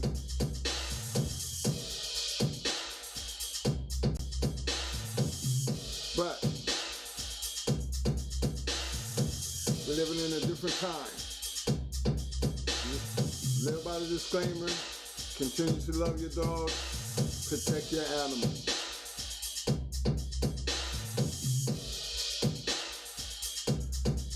Again, I do not see how a collar and a dog on a chain would be considered to be paraphernalia and target you as a dog fighter because the dog has a collar and on a chain. I just don't get that. But again, when you're dealing with the situation the way it is, they can say it and they can put it all on the news and try to put it out there and paint a picture the way they paint it. But this is why we preach cameras and everything else. Because I hope that using your right to fight your case in court will put all that shit to rest. 'Cause I remember in our case situation, again, listen to what I tell you, They ran it on the news like they read this busting a Michael Vick, ran it all through. I mean, like it was front page news around here. But when all that came down to it, and we had that court case, and we never heard one word. No updates. Even during the trial, they had, remember the trial went on for I think 2-3 days. In my brother's case, and then when it was all those not guilties, and not guilty on 39, I think it was 39 charges. You didn't hear one word. Not one. On the news. So when you guys see all that, people busting the dog fight and all that other stuff, and listen to how the last one that they did, I think it was in Georgia, I believe, and man had 17 dogs in the yard, and they had the chains, then they had the axle knocked in the ground. I didn't see nothing wrong with that. I didn't see. I got 17 dogs, regulation chain link, and I don't see how in the world you can associate that setup to be anything close to being used for the purpose of dog fighting. But this is how the news portrayed it. If they're willing to go that far, they didn't say they caught them doing it. They didn't say the dog was all scarred up. I ain't hear none of that. But what I did hear is all you could talk about was an axle and the chain and the collars. That was a normal, regular setup to me. I don't see what was wrong with that setup. That it would be considered maintaining the dogs for the purpose of dog fighting because of that setup. That's why I would love to see how that case turns out. I mean, it might have been more to it than just what they just had on the news. But for the news to put it out there and they didn't use the other things that you during to hear, they caught the person in the act of doing it. No, it wasn't none of that. And the only thing that you could talk about was the chains and the axle in the ground and how much 17 chains weighed together 100 pounds. That's 100 pounds distributed out over 17 dogs. Now, I don't understand the purpose of saying how much all these chains, how much all these chains weigh, but I clearly understood you said 17 dogs, which, you know, if you spread that 100-something pounds out over 17 dogs, that puts each chain less than 10 pounds. So,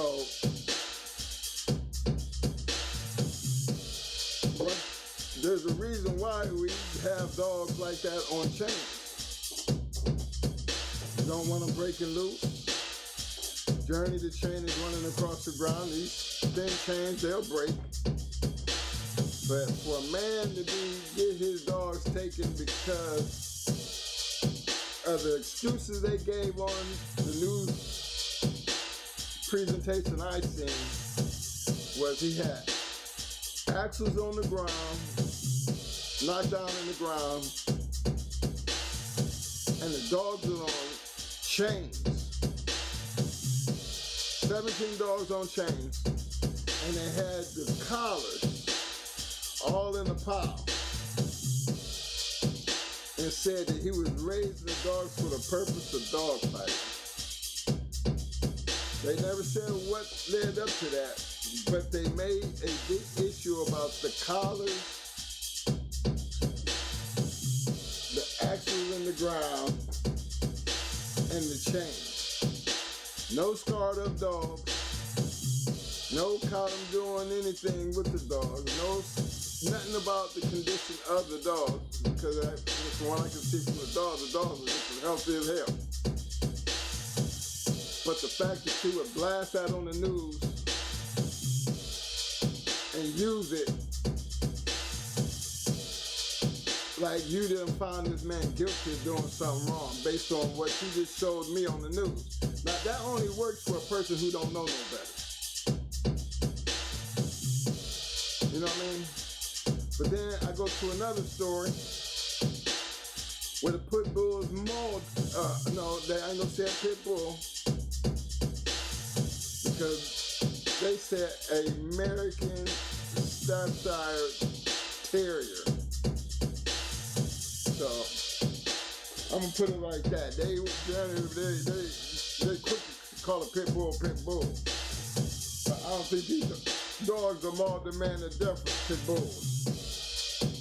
But they didn't hesitate to make them American Staffordshire Terrier. But I wonder what kind of chain they was on. You know what I mean? Now, I didn't see a whole line of what kind of chain they was on, what kind of housing they was in, and these dogs just got done mauling somebody.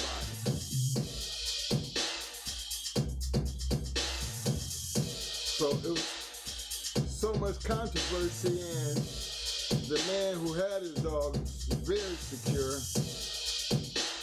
compared to, I didn't see the man or the person's face who owned the dog to maul the person to death. Didn't see what kind of housing they was in to be out mauling somebody to death. Didn't hear the whole alphabet running through their yard. So it makes me wonder, why don't we have that information on dogs mauling somebody compared to a man that got his dogs very secure, that ain't got no problem with them, and he all over the news. These are the questions that need to be asked.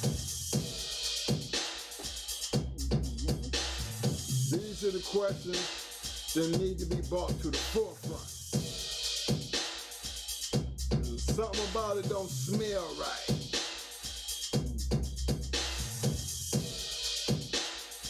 It don't smell right at all. So, if you're on these dogs, and we tell you this every week, did you check your cameras? Did you check them chains? Did you give them that water? Did you clean up them shit? Did you feed them? These are all the things that's necessary to be able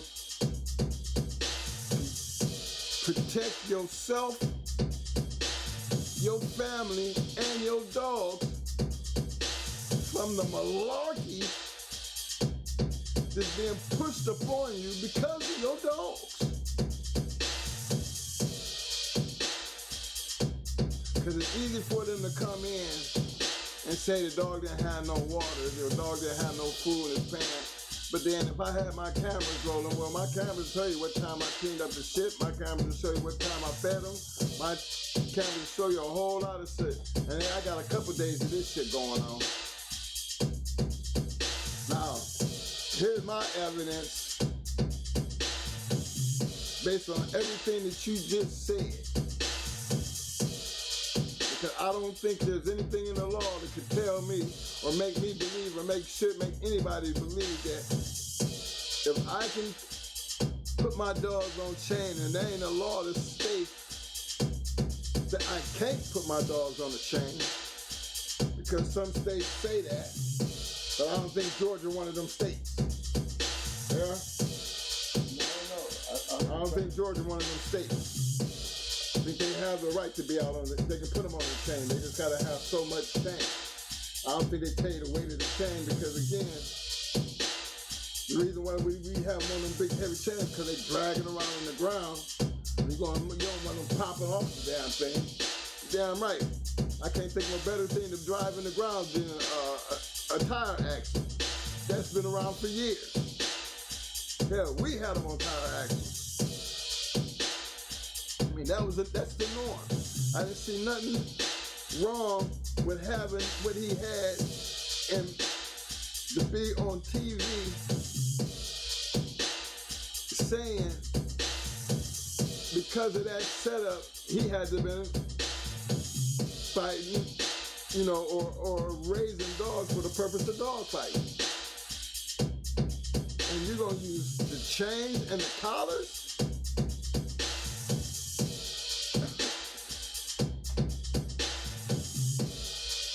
Well, like you said, they had 100 and some pounds of chains. Okay, that's 100 pounds of chain, but he has 500 pounds of chain. He has 17 dogs. Come on now. Are you trying to tell me that we can divide 500 into 17 dogs would mean them chains weigh over how much a piece? 20 pounds a piece? And that's supposed to be a lot. That's supposed to be too much. On a what? 6 to 8 foot chain? They be like 10, 11 feet. 10, 11 feet of chain. I'm longer than that. We mine on 15 foot. Right, on 15 foot of chain. Dog got a whole lot of exercise in them. Yeah, they don't want you to put them on chains now. But now you ain't gonna be on the chain. Okay. Now, I don't know what the law was for Georgia. But if that was the case, they wasn't allowed to be on chains. I would have hoped because they was on chains wasn't the reason you said he was raising for the purpose of dog fighting. I would expect you to say because the dog was on the chains and in the state of Georgia, dogs ain't allowed to be on chains. I would expect you to say that before you didn't say that and say that it was being raised for the purpose of dog fighting. Now, we don't know the whole story behind what led up to that comment, but based off of the news, what I seen on the news, that stack of collars and them chains didn't make no damn sense. No, it didn't. And you wonder what else they had. Right, what else could you have possibly had if you're sitting over here on the news conference talking about the weight of the chains among 17 dogs and a goddamn stack of collars? Right. I mean, was there a special collar they supposed to wear? Because it looked like regular collars to me to be on any damn pit bull that I've ever had. They had them all stacked up there like that was supposed to what? What was illegal about that? You know? It's probably on the internet talking some shit. Yeah. Do it. That's good every time. Yeah. But again, it all comes down to this is what you said. But I need to find out what you can prove. Right. You say what you want. You say what you want, but what can you prove? You know what I mean? That's why, again, did you check them cameras? Did you check them chains? Yes, sir. Did you check them collars? Did you give them that food? Did you make sure they had water? Did you clean up that shit?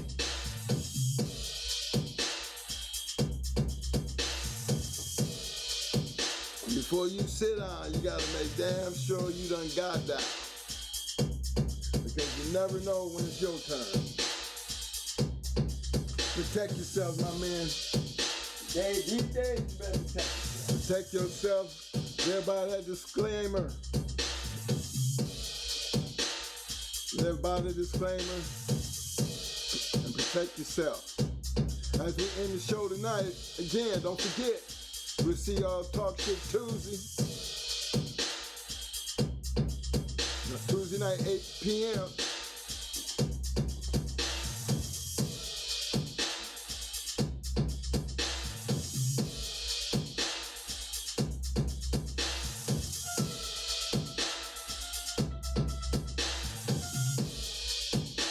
As we close out tonight, as we shut down in the parking lot and everything, look here, y'all. Appreciate everybody showing up and showing out. First shout out to the Shark Tank and all you viewers. Don't forget, hit that cash out. In case you want to donate, don't matter how much you give, the fact that you give is all going to be appreciated. Everybody enjoy your weekend, stay safe. You know what I'm saying? Don't forget to take care of them dogs. And again, everybody, enjoy the weekend and we'll see you Tuesday. Until then, I'm out.